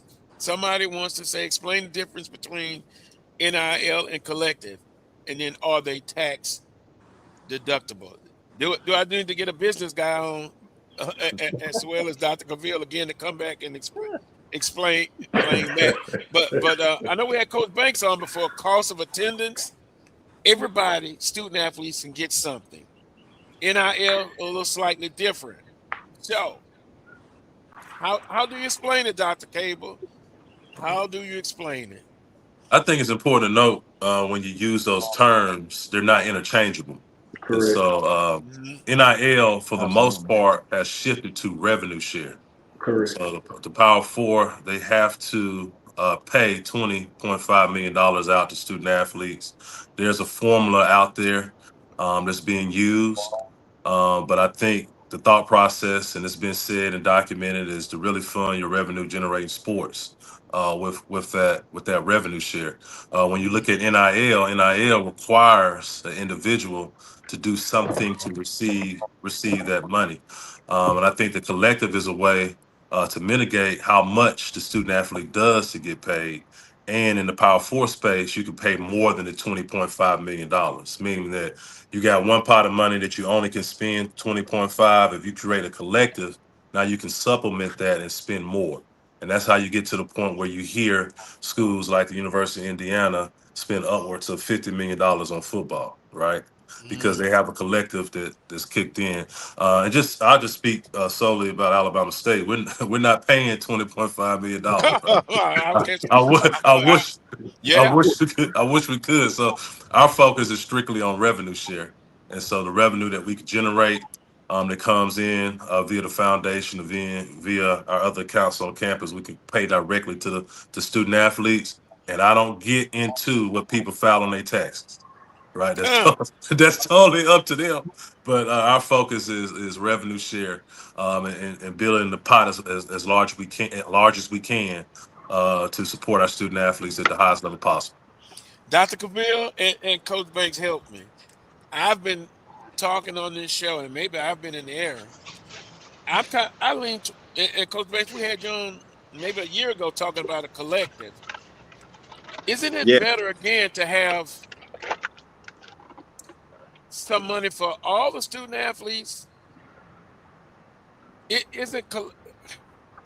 I guess I'm trying to say I kind of lean toward the collective, but maybe I'm wrong about that. I think going back to our conversation, what I talked about at the present time is that my interest was more into the cost of attendance, where we can help every student athlete as it relates to getting something in their pocket, right? That means that we're trying to take care of the revenue and unrevenue sports the Olympic sports as well. So that my interest was to build up the fund enough, the scholarship pool enough, where hopefully in the future, when you look at each kid cost of attendance, that they can get an extra $3,000 a semester or something like that. Versus at the time when the NIL came out, is basically, as AD Cable says, basically was individual driven, right? You do something to get compensation.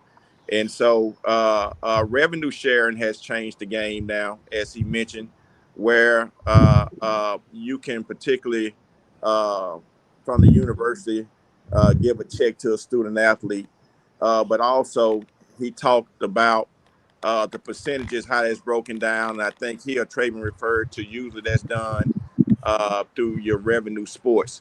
And so that third pocketed money that wasn't mentioned for me was the cost of attendance. That means each person, as you come in by the state, at the state of Louisiana, you have a pocket of money, and you can't go over this amount of money with your Pell Grant and scholarships that you can get. But usually, it's enough space where student athletes can get $2,000 or $3,000 a semester, which in return to me can help every student athlete at Southern University. I got confused on that. Yeah, cost of attendance. Yes. Not the collective. Correct. So we kind of had the discussion on the show. Dr. Robinson, AD Robinson, you brought up something. Alcorn is in a rural area. How does that affect the student athletes as far as NIL and collective and the cost of attendance? I think we just kind of lost him. AD Robinson, were you able to hear it? You guys hear me? He's in that rural area. He's got You got to remember what part of Mississippi in. I'm not gonna stop talking about that. Yeah, I think he's in a bad stale part. Okay. Well, we're probably gonna have to get you to log in, log out, and log back in. Hello. I don't think he can hear us. But until we get to him, Dr. Cable and Dr. Cable and Coach Banks, a big game. Can you hear me? Yes. Dr. Cable, can you hear me?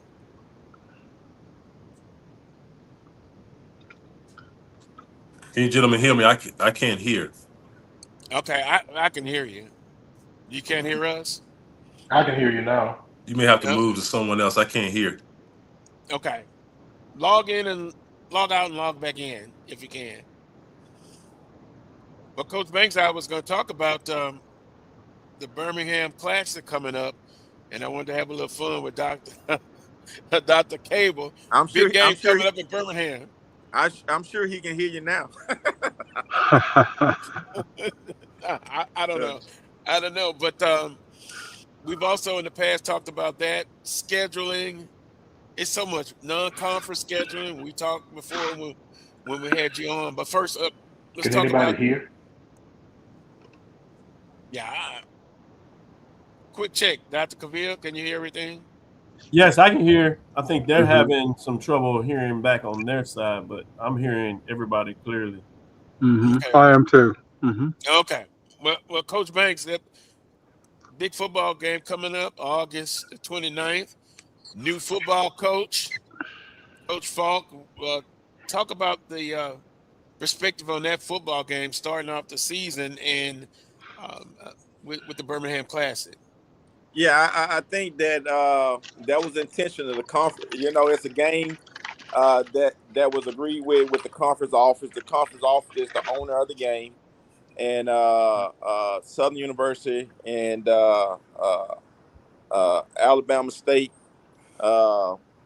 is glad to be participating in the game. I think intentional you know, you had two NFL guys that's coaching right now, and I think they have some history in the past of playing against each other in the NFL. And certainly, I think that as we move forward, that's probably going to be a sound bite. But I'm excited from Southern End to be able to for Coach Falk to take his team on the road and a grand occasion. That game probably is going to be televised, not probably going to be televised, and to play on a scale where we'll have a big audience watching us when we open up. And obviously, Southern and Alabama State have taken off, you know, in the last couple of years into somewhat a rivalry game, a friendly competition of a heavenly fought battle. And so I like that type of intensity. I like opening up against that type of intensity. And obviously, I think that we feel very good about what Coach Falk is doing. And I think he like it from the standpoint of being able to test his team early. We talked about that. You got to realize he have an NFL mentality, which I do think in this day and time with roster turnovers and management uh, for us makes me feel better that he's at the helm, and that was one of the things that we thought about, because you're not going to have a team that have freshmen and build all the way up to seniors anymore. So you have to have a person that in regard the way we're working now is almost like free agency, and you have to be able to maximize and get the best out of them. So we are hoping that we know Jaguar Nation will be behind us. We're looking for a large attendance. We know that there's going to be two good universities out there taking that field, and so I'm excited to open up with that type of intensity. Our first opening contest in football. Dr. Cable, I know you're excited, and I know we talked last year, and I was trying to get some information out of you about when would Southern come back on the schedule again, and you were like, we'll just have to see. But big game, the opening week 0. Yeah. Yeah, it's a big game. We're working with AD Banks, as he mentioned. We think that this is a great rivalry that we can have, a secondary rivalry. You know, wouldn't overturn Grambling for him or Alabama A&M for us, but definitely being intentional about scheduling each other. And so we don't come on the schedule, I don't think, until next year, right, AD Banks? Correct. This is a non-conference game, and so we Correct. elected to play down at his place last year, and then he came to us 2 years ago to Alabama State. Both of those games were non-conference, well attended, a lot of excitement, and you get some alumni bases that just mesh well. And I think our alumni bases, they do. They enjoy being around each other. We're in the SWAC, so you know they enjoy talking smack to each other, and that just intensifies the game and the experience. And the city of Birmingham and the conference office has stepped up in a major way to help us put this event on. I look forward to it. Now, this is for everybody. Is this an annual Birmingham Classic after this year? Or do you know? I can't speak to that, because basically I know the conference office worked hard to help us facilitate good rivalries, friendly rivalries across East and the West, and you have to look at, you know, as he mentioned, how schedule rotates, and so I'm sure that there'll probably be an opportunity for 2 schools to go to Birmingham each year, but I won't say that will be a continuous game there every year. That has to come from the commissioner and other, you know, to speak to that. Okay. Interesting, Dr. Cavil. I was wondering if it was going to be an annual thing, but we'll definitely see about that. Non-conference scheduling. I'm switching gears here. We've had a lot of conversation about that. Our opinions about specifically basketball, and I'm not picking on Coach Banks, but we had Coach Banks on and he said that we would like to get there one day, but right now we're not. And so, as far as non-conference games, we'll see those huge guarantee games anytime soon. That maybe that will change, or that's something you don't even think about right now. Well, I tell you this, and we talking about it, and one of the things that you hear each AD talk about is revenue. We need dollars, and the NCAA is not making it any better in the landscape that we're going in. And so at the end of the day, uh, we have to think creatively where the funding coming from, right? And then also let me say this to you as well. The ADs, yes, we oversee the schedules and make sure each coach is scheduling well, but we're in constant contact with each coach when we make our schedules from football, basketball, and we give them the autonomy as well. But you have to realize, and I was a coach, and from a competitive standpoint, uh, some of the coaches like the challenge, right? And they also like to think that there's a game that they like to play because it also helps in recruiting. Because now kids want to and come wherever they going to play the best team. So if we're going to get in a transfer portal, and you got a kid that you stole from Tulane, then a couple of those kids think that they should be playing at a higher level. So you have to continue to think about playing a team from a competitive standpoint of recruiting as well. And so I think that those games are selective. I think that you're strategic about those games, but I don't think those games will be going anywhere soon unless there's a new funding format that's going to break down to low resource institutions. Dr. Sutton, Dr. Cable, I guess I was hit across the nose there on that one. Because from the fan standpoint, an alumni, I just like to see more balance. But I get it, Dr. Cavil. From an economic standpoint, they have to play those games. So, Dr. Cable, I lost on that one. Now, let me say this to you as well. And I said those games be selected because I do think, in my opinion, I said this a lot of times too. If we ever can get the games like we're creating, and that's one reason why we're creating the game, and we know it's a competitive game, like we're playing Alabama State, right? We need people to come out to that game. Because if we can start creating a rivalry within ourselves, the HBCU families, the MEAC, and we can start generating the type of dollars that we need to generate, then that help us not have to so much play a Power Five or such team that's going to give us $1 million.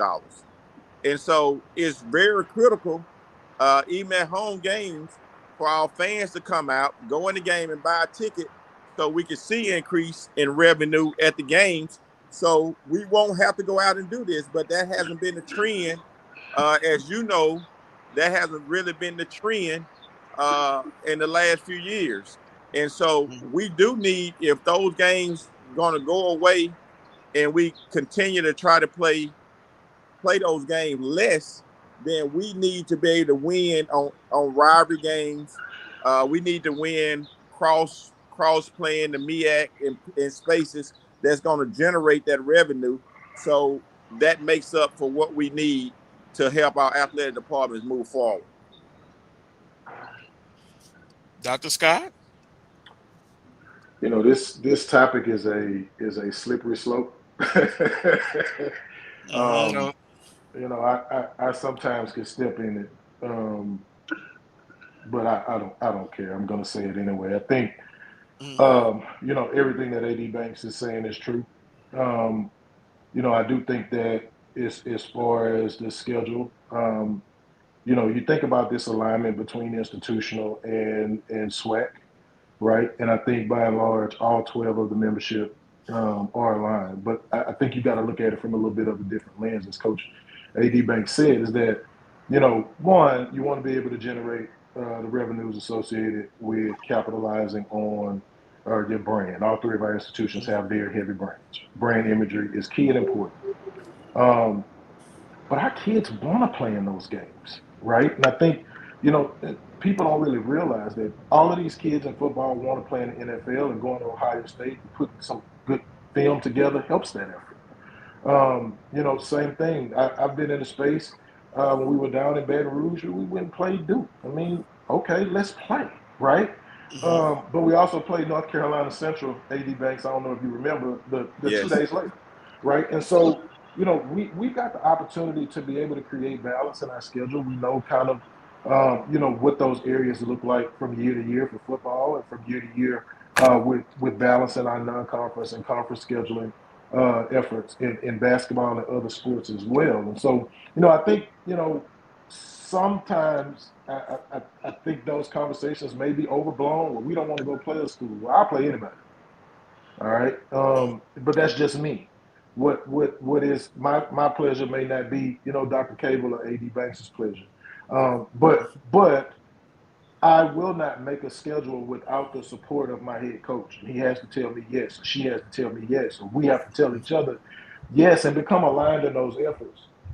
Do dollars play a part? Absolutely, right? Not just from a revenue generation, but from an expense management perspective as well. We can make $1 million, but if we're spending $700,000, what good is it, right? And so, we that thought process is a lot more advanced than just going play a game to make a lot of money. And I think sometimes that's overlooked. I like the key word balance. Yeah.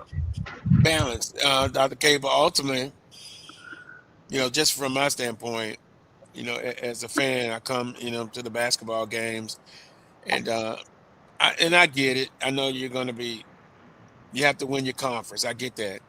But from a competitive standpoint and having that balance, you have that excitement to come in when you come in the conference season, and you got 4 or 5 games under your belt, like Coach Banks, Coach Johnson, defeat a Louisiana Tech on the road, defeat Tulsa. I get it. So you pick those games wisely, right? Because that has played a great role in recruiting for him. And we've done across the board, though, guys. We've gotten some non-conference wins, Dr. Cable. Southern women's basketball team, Texas Southern, and no, we're getting it. We're getting better. We're getting better. We're being competitive. Go ahead. Definitely. I'm sorry. Yeah, I think so. And a byproduct of that is specifically in basketball is going to a conference tournament now, probably in the last 3 years, and having parity from 1 to 9, 1 to 10, right? Like you just don't know. The team that's playing the best at the right time of the year is gonna win the tournament, right? And so there's some value in that, being able to be tested early. There's also some value in being able to balance your schedule to where maybe you're not playing, and it's no disrespect to Louisiana Tech, our sister school 4 miles down the road, but maybe there's some balance with maybe playing an LSU in basketball and then playing a Louisiana Tech in basketball. That's some difference there, right? To some competitive balance. And so, especially in basketball, where you have to teach your teams to win, and they have to understand the rigor of going on the road 2 to 3 nights a week and being able to take on the adversity of an opposing crowd in a 20,000 seat arena, right? We don't see that in the conference tournament. That helps the individual programs being able to be their best selves at the right times of the year. Yeah. And if I could just add something there, I think when you look at basketball and football, 2 different philosophies. Obviously, in basketball, we've had some success playing bigger conferences in the preseason, and with the transfer portal. If you play teams early, you have a significant chance of winning, just because they have moving pieces that they're trying to put together. And we saw that.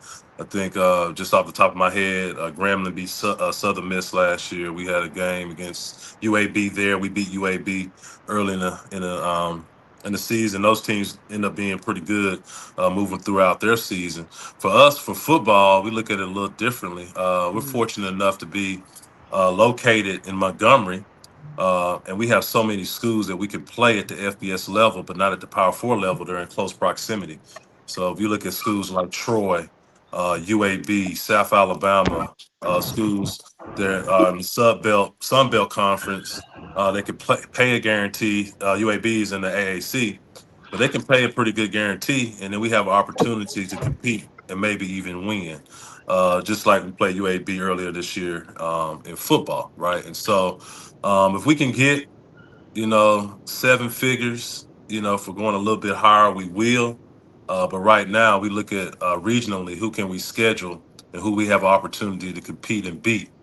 And then we look at how many games we can play in the 90-mile radius of Montgomery. Because if you can get the same bang for the buck in close proximity, it's just like generating revenue because you're not straining your budget. And so we've played 9 games in the state of Alabama, I think, 3 out of the last 5 years. Football, that is.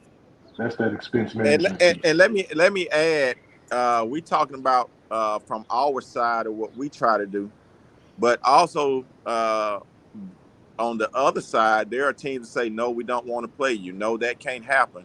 And so that's the other side people don't see, right? Just because you say, oh, y'all go play Tulane, but Tulane might not want to play this year.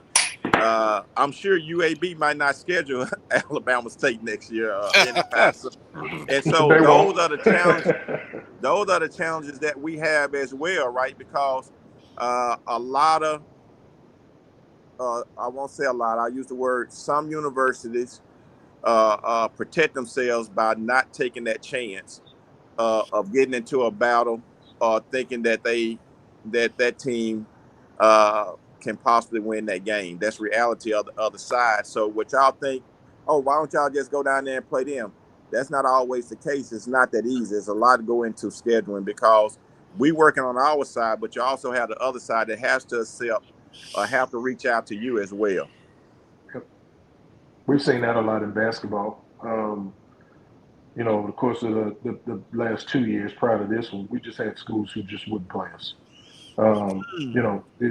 Especially, again, as Dr. Cavil stated, with the transfer portal and being vulnerable early in the season, they won't do it. Very interesting. Very interesting. I'm getting different perspectives here, and we've often talked about that show with basketball, football, and Coach Banks kind of switched quickly to softball and baseball. 2 good winning programs in the conference. Southern University, FAMU. We talked about it. They got it done. Coach Williams. I'm gonna get that contract ready, Coach Banks. The Carlos Brown contract. Reward her.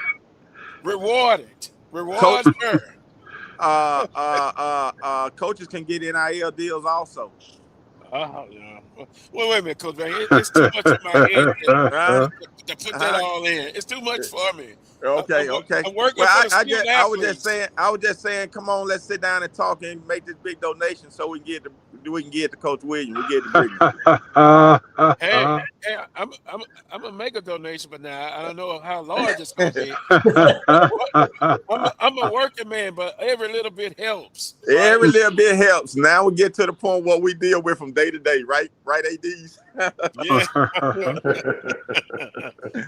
No, Brittany, we're excited about Brittany. A lot of times, I guess a lot of people just now, because of the run she made, and I tell everybody all the time, once again, that's an Olympic sport, an unrevenue sport that a lot of people don't come out and support. And I think all of us in the conference talk about how other sports compete well. And so obviously, when I hired Brittany, we knew what we were getting. We talked about, doing it the right way. She wanted to do it the right way, had a plan to grow in her program and some growing pains, but she's been consistent. And if you go watch her, we just don't evaluate on game day, but when you go watch what she's doing, you realize that you hired the right person because she knows her sport and also how she deal with the student athlete and what she's able to get out of them. And so obviously, I think that you don't never want those type of coaches to get away from you out of your program because there are opportunities out there. And so I like to think that I'm probably my personality, because I've been on that side. I understand what the reward means, and so uh, and Brittany and I have been talking for a long time, and so I come visit you so I can know how much more money I can put on a contract. Hey, and again, Dr. Cavil, on our show, your show is a little different, but the business side is important because we talk about athletics in 1990s and 2000, but now it's more of a business side, and it's different.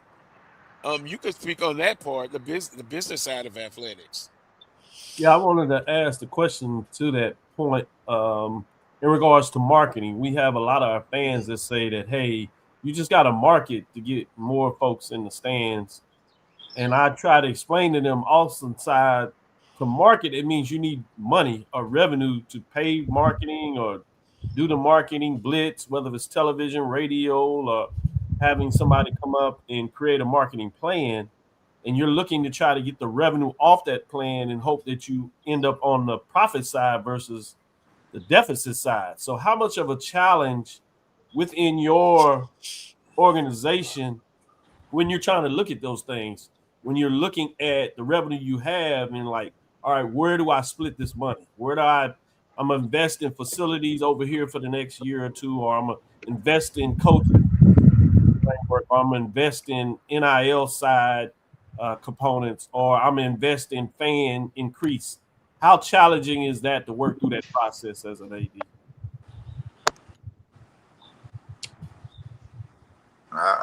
So obviously, I think you just explained it all very well, and you realize that I think if you poll all ads, when you start talking about from a marketing standpoint, that maybe we have one person doing dual roles that do marketing, and so it ended up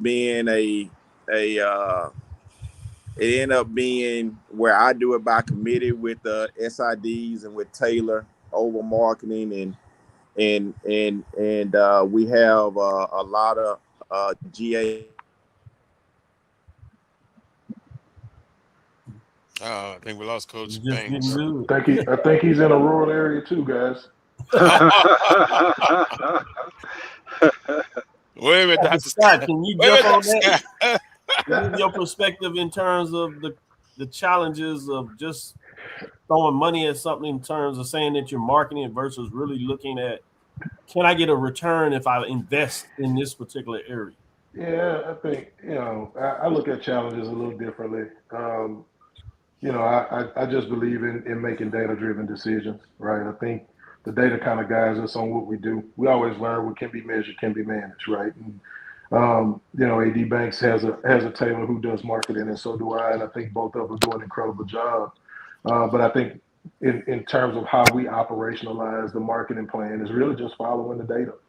Where are we going from a listenership perspective if we're on the radio, and how that converts, to corporate sponsors, how that converts to season ticket sales, and what that overall number looks like from conversion over. Well, your turn, Dr. Cavil. Well, I think Dr. Scott lives in a rural area. I'm a rural area. The great metropolis of Grambling, Louisiana. Yeah, I agree with AD Banks and AD Scott, but I think I just go back to that term priority. When you look at the marketing landscape and your marketing plans, what are you trying to accomplish? Because you could easily spend a lot of money on marketing and not get a return on investment. And so I think you have to get into the weeds in terms of what do you want to promote, and how do you promote that, and how does that generate a return on investment? And so we talk about social media. You can utilize social media, as much as you would like, right? But does that lead to revenue generation?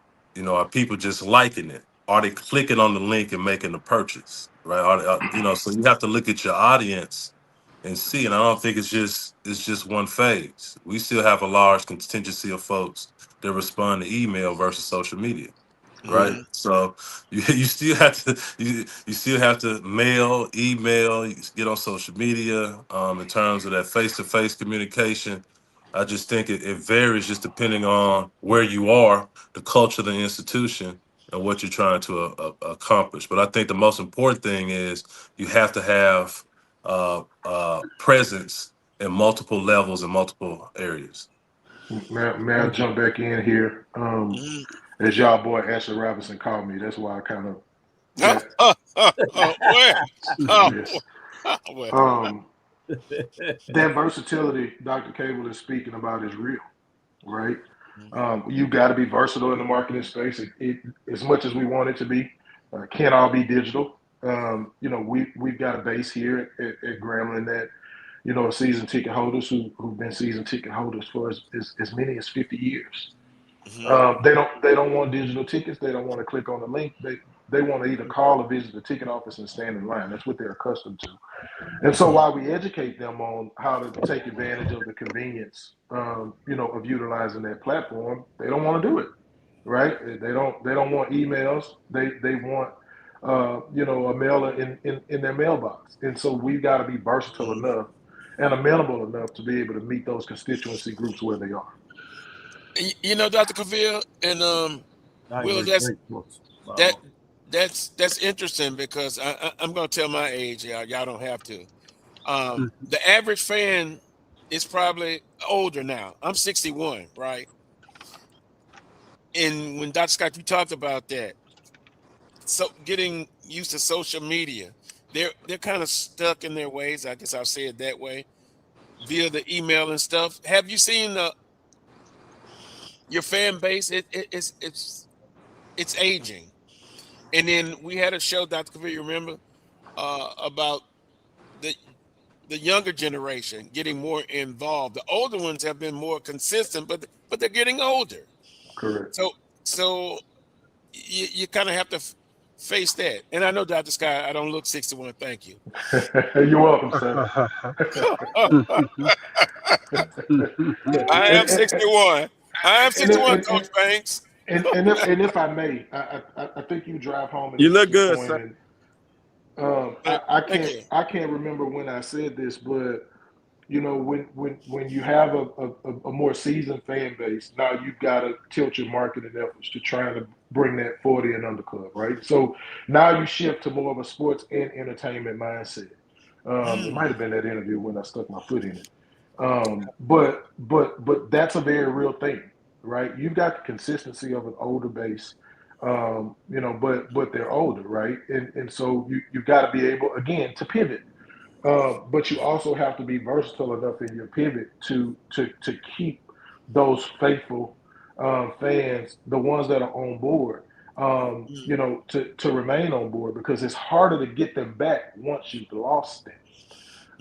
Now, if we pivot again, now we've got to start having some conversations related to the start of game times, for example. I probably can't start at noon, 1, 2 o'clock. It's a heat advisory, right? But I probably can't start at 7, 7:30 either because it's too late, right? And so now all of that metrics and all of those thoughts and that data gathering kind of lends itself to you being able to foster a fan engagement and a fan game day experience that encompasses and includes all of those different groups of fans, we call them, right? And so, you got to keep that in mind as you strategically decide where you're going to place resources to market, but you have to remain versatile and it has to be consistent and aligned with what the data's telling you.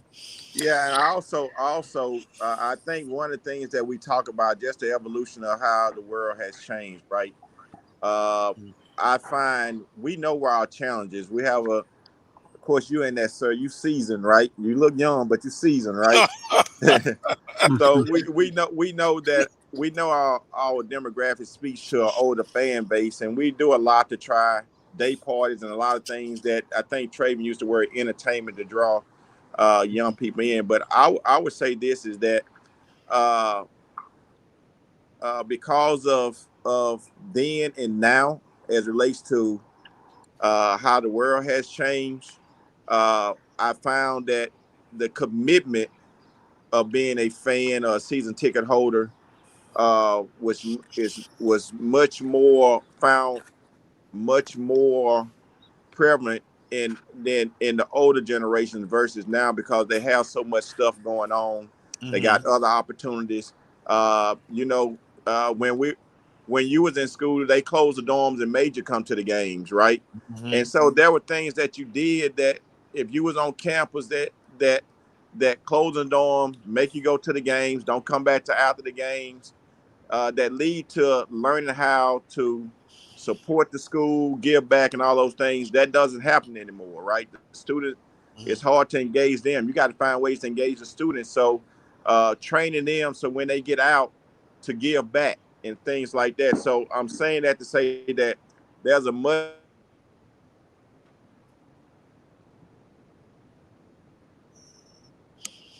So what AD Banks was talking about is fascinating for me from this perspective. To give a quick example, you know, at one time having a DJ at a game was not a thing.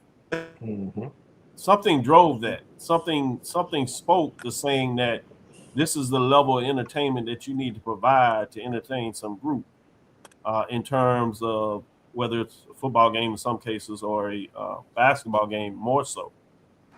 And so those are the evolutions that you start looking at, and you got these fans that are in these different buckets, if you would imagine, that happen to be different age groups, and they change. So trying to put the puzzles together to answer all those questions is very difficult and challenging, and that's one of the things they're working on, it sounds like, from this perspective. But you always have the issue is about how much money do you put into that. As Wheeler always talks about, there's a limited amount of money that you have.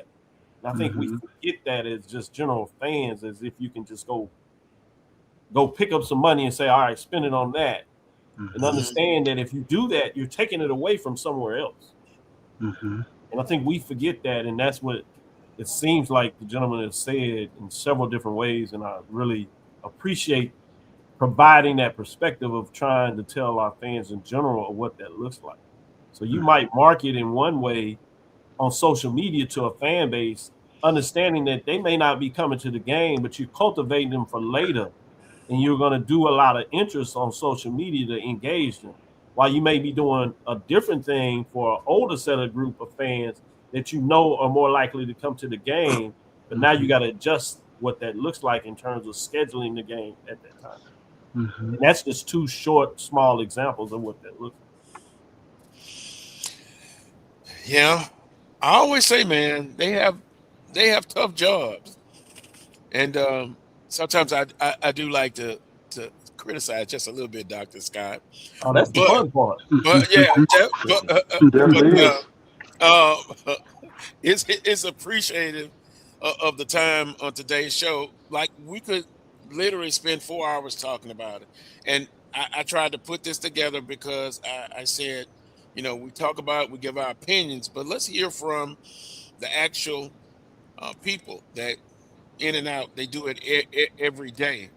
And so hopefully it's kind of been informative. I think we'll have to do it again in the near future. Now, to my AD, Coach Banks, tell Mr. Falk I'm looking for him. I'm looking forward to him and the assistant coaches. And you know, I understand it. He's a popular guy. He's a popular guy. I just like a little bit of time. Can you help me out there, Coach Banks? Oh, his mic went out. Yeah, that was a smooth move by AD Banks. Is that poetic justice, Coach Banks? Your mic went out when I was asking that question. Oh, it's still. Oh, no. Yeah. That show was convenient. He gonna have to text you, Carlos. He gonna have to text you. Get your ass on the text. But some big games coming up. He say calling. He say calling. Alabama State and Southern in week 0. Of course, Dr. Scott, the Bayou Classic. That's at the end of the season, but that's a tremendous game. Also, one last thing, you know, from a political standpoint, go out and vote, please. Everybody vote in Louisiana, in the southern states as well when your time comes. Um, we look at prices and how things are going up from us, but also for the university. How are you going to navigate through that with, with gas prices going up and just living? Doesn't it affect athletics as well? Absolutely, absolutely. So I'm giving y'all Especially another problem to handle, huh? yeah. Again, it's another pivot, all right? In some sports, football, for example, you may make a schedule, 2, 3, 4 years out, and so you probably can't control it or anticipate it as much. But in some of our sports, we can, and so we make those adjustments because again, as both gentlemen have stated early enough on this call, is that the student athlete experience is one that cannot be compromised. And so, you want to ensure that they have the right tools, to sustain their well being, whether that be on a road trip or at home. And so you make the schedule adjustment. Here, we try to model our adjusting schedules for many of our sports the same way we recruit. And that's that take a gas philosophy to where that's aligned. And obviously there are rules specific to how many contests you can play. We take more of a regional standpoint in many of our areas in terms of how we play, but it aligns, and it takes into account what's going on in terms of the current pricing and what the economy looks like, and kind of dictates from a pricing standpoint as well. Yeah, Dr. Cable, another situation you have to deal with.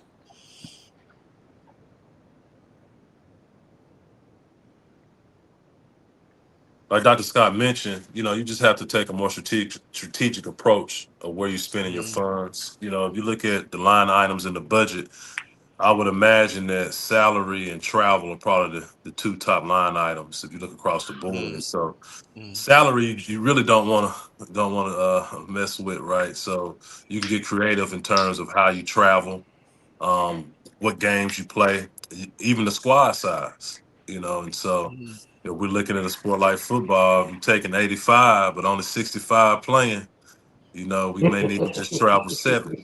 Those are some of the things that you can look at in terms of kind of tightening the belt. You don't want to impart on the student athlete experience, but you also want to be a good steward over the budget as well.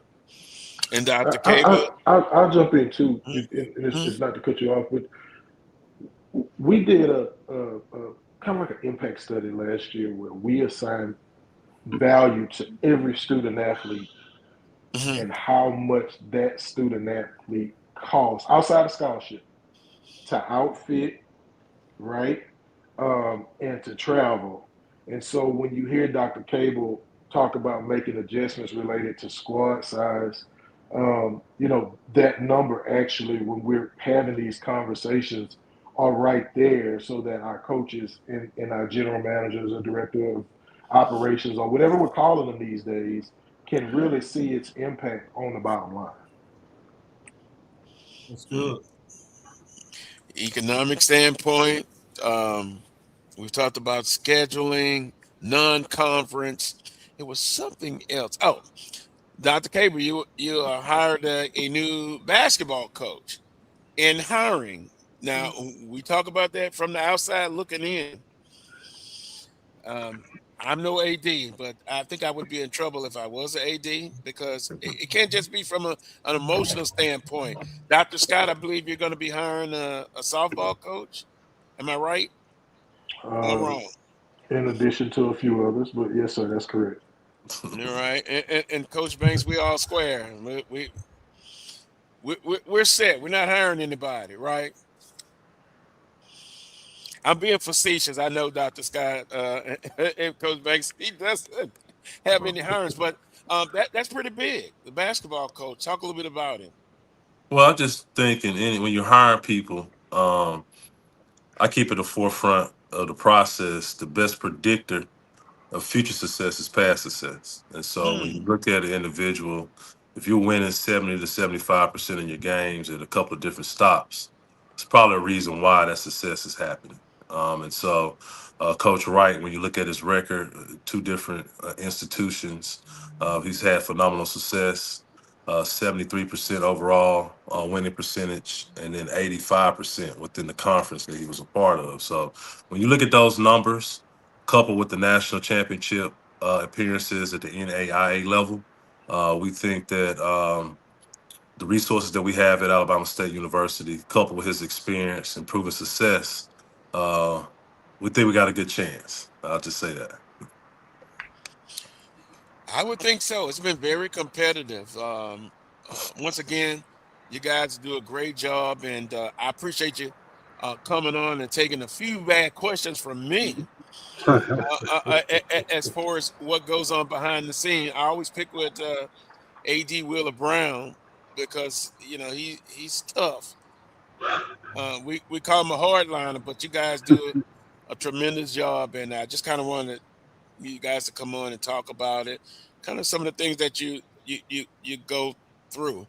I'll close it by saying this or asking you anything that you would like to say to not only the SWAC Nation, but the Hornet Nation, the Tiger Nation, and the Jaguar Nation about this upcoming academic and athletic season, if you care to do so. Listen, I just want to play. Let's play. That's been my motto going into the summer. Let's play. I think we've got we're pretty strong in many of our programs, but until we can prove it on the field, on the court, that's when we'll be able to really start to continue our growth as an organization. So I want to see the growth. I want to play. I'm more interested in our teams coming back for the summer and working on their minds and their bodies. I'm more interested in the process from that standpoint, and I hope it drives the results that we're all anticipating. So for me, it's just let's play, and we'll see where we end up at the end of some of these seasons. Dr. Cable? Yeah, I would just encourage our friends, Hornet Nation, stay involved, stay engaged. Even other SWAC schools, other alumni bases, is important for you to support your institution and support our conference. There's some great things happening, not only at Alabama State but all across the conference. We compete at a high level, but at the same time we support each other as well. So support is the key word that I want to make sure that we relay to our alumni base and our fan base. Dr. Cavil. Yes, I'm just excited about this season and having these gentlemen give us an opportunity to pique their brain about how they do the work. So I look forward to getting going. Hopefully I continue to get a chance to talk with them on different levels because I learned so much by the questions I asked, and that's part of my growth. And then it allows me to share that perspective with our listeners throughout the week. So I want to say thank you for having the opportunity to join the show. Thank Wheeler Brown for allowing me to be here, and thank our guests, these magnificent ADs that are putting in the work, as they call them now, VPs of athletics, because their budget is so big. It's so fat. Hope they share some time with the little guy here, as you know. Oh yeah, well, hopefully we'll get them back. And Wheeler, Mm-hmm. I always can throw stuff off on Wheeler because he's a hard liner. Close the comments, Wheeler, and don't talk about the Ravens. A great session with some great guys, and really miss interacting and being around you guys. But I really appreciate you guys coming on and giving up a different perspective on things, and hopefully we can take these lessons that you guys have given us and move them forward. Because I think the medium that we're in we can play a big role in terms of getting you guys messages out there. So I want to thank you all once again, and great job. Oh, Thank yeah. you. Thank you for having us. I see Dr. Cable's in that rural area as well. So I'll speak on behalf of him and AD Banks and AD Robinson, and thank you guys for having us this afternoon. Yeah, Dr. Cable just came back. Yeah, I really appreciate y'all coming on and talking about it. And it's still a lot to learn, more conversations to be had, because this ever-changing landscape in athletics, man, it's something else. And then you guys have great staffs that you work with. Those ones behind the scenes that we don't talk about as much. They help you. It's kind of like a head coach and then assistant coaches. The AD is the CEO, but you have your assistant that help so much. And we didn't get a chance to talk about the APR and how that's always something that you're trying to keep that strengthened. The personnel that helps with that as well, that helps out as well. So once again, appreciate the job that you guys do, and thanks for coming on and giving us some information. And if you can, tell Ashley to pick up that phone. Ashley Robinson, pick up that phone. I'll let him know. Pick up Tell that him phone. he ain't that busy, acting like he's celebrating all the time with championship. Come on. You guys win the championship too. Race at a time. I will let him know. Dr. Cavil, I mean, he shakes my hand and he's gone. just like that. And we'll try to add some more ADs. We'll call him quick feet. Oh, yeah. Yeah. On that note, we appreciate y'all. We were able to go over. I had some other guests. I deeply apologize to the Jaguar Athletic Group. But what I will do, if it's okay, next week we'll have you on first, because now the bill is coming. I've gone over. I've got to get it done. But thanks to everyone. Have a great weekend in the chat room. Keep the conversation going as well. Until next time. Get to some of these baseball games. It's going down. The season is hot out here. And if you can't get it, get on SWAC TV and watch it. We can't ask the ADs about predictions, but Dr. Cavil, you just want to wait till your show and give a prediction on the SWAC baseball tournament? I need to see how it plays out today, Carlos. I need to see matchups. I don't want to give it, but it's hot, man. Jackson State up 2-0, bottom of the first. FAMU down 4-1 in the fourth inning over there. So, yeah, it's hot out there. I'm just trying to watch and see how it goes down. I'm going to head down to Prairie View, see Valley. So we'll see what's going on. I'll have my TV on watching, probably trying to text these guys and let them know. I'm going to give a kiss of death. Watch out for Grambling in baseball in the tournament. You better tell him. He set you up, Dr. Scott. No, that's okay. We'll take it. That's why we're here. I got a lot of confidence in my guys and what they can do. So I'm looking forward to see y'all gentlemen in Birmingham. See you later. All right, see you. All right. Next Saturday at 11 a.m. for another edition of the Carlos Brown Show right here on the Black College Sports Network. Until next time, peace and God bless.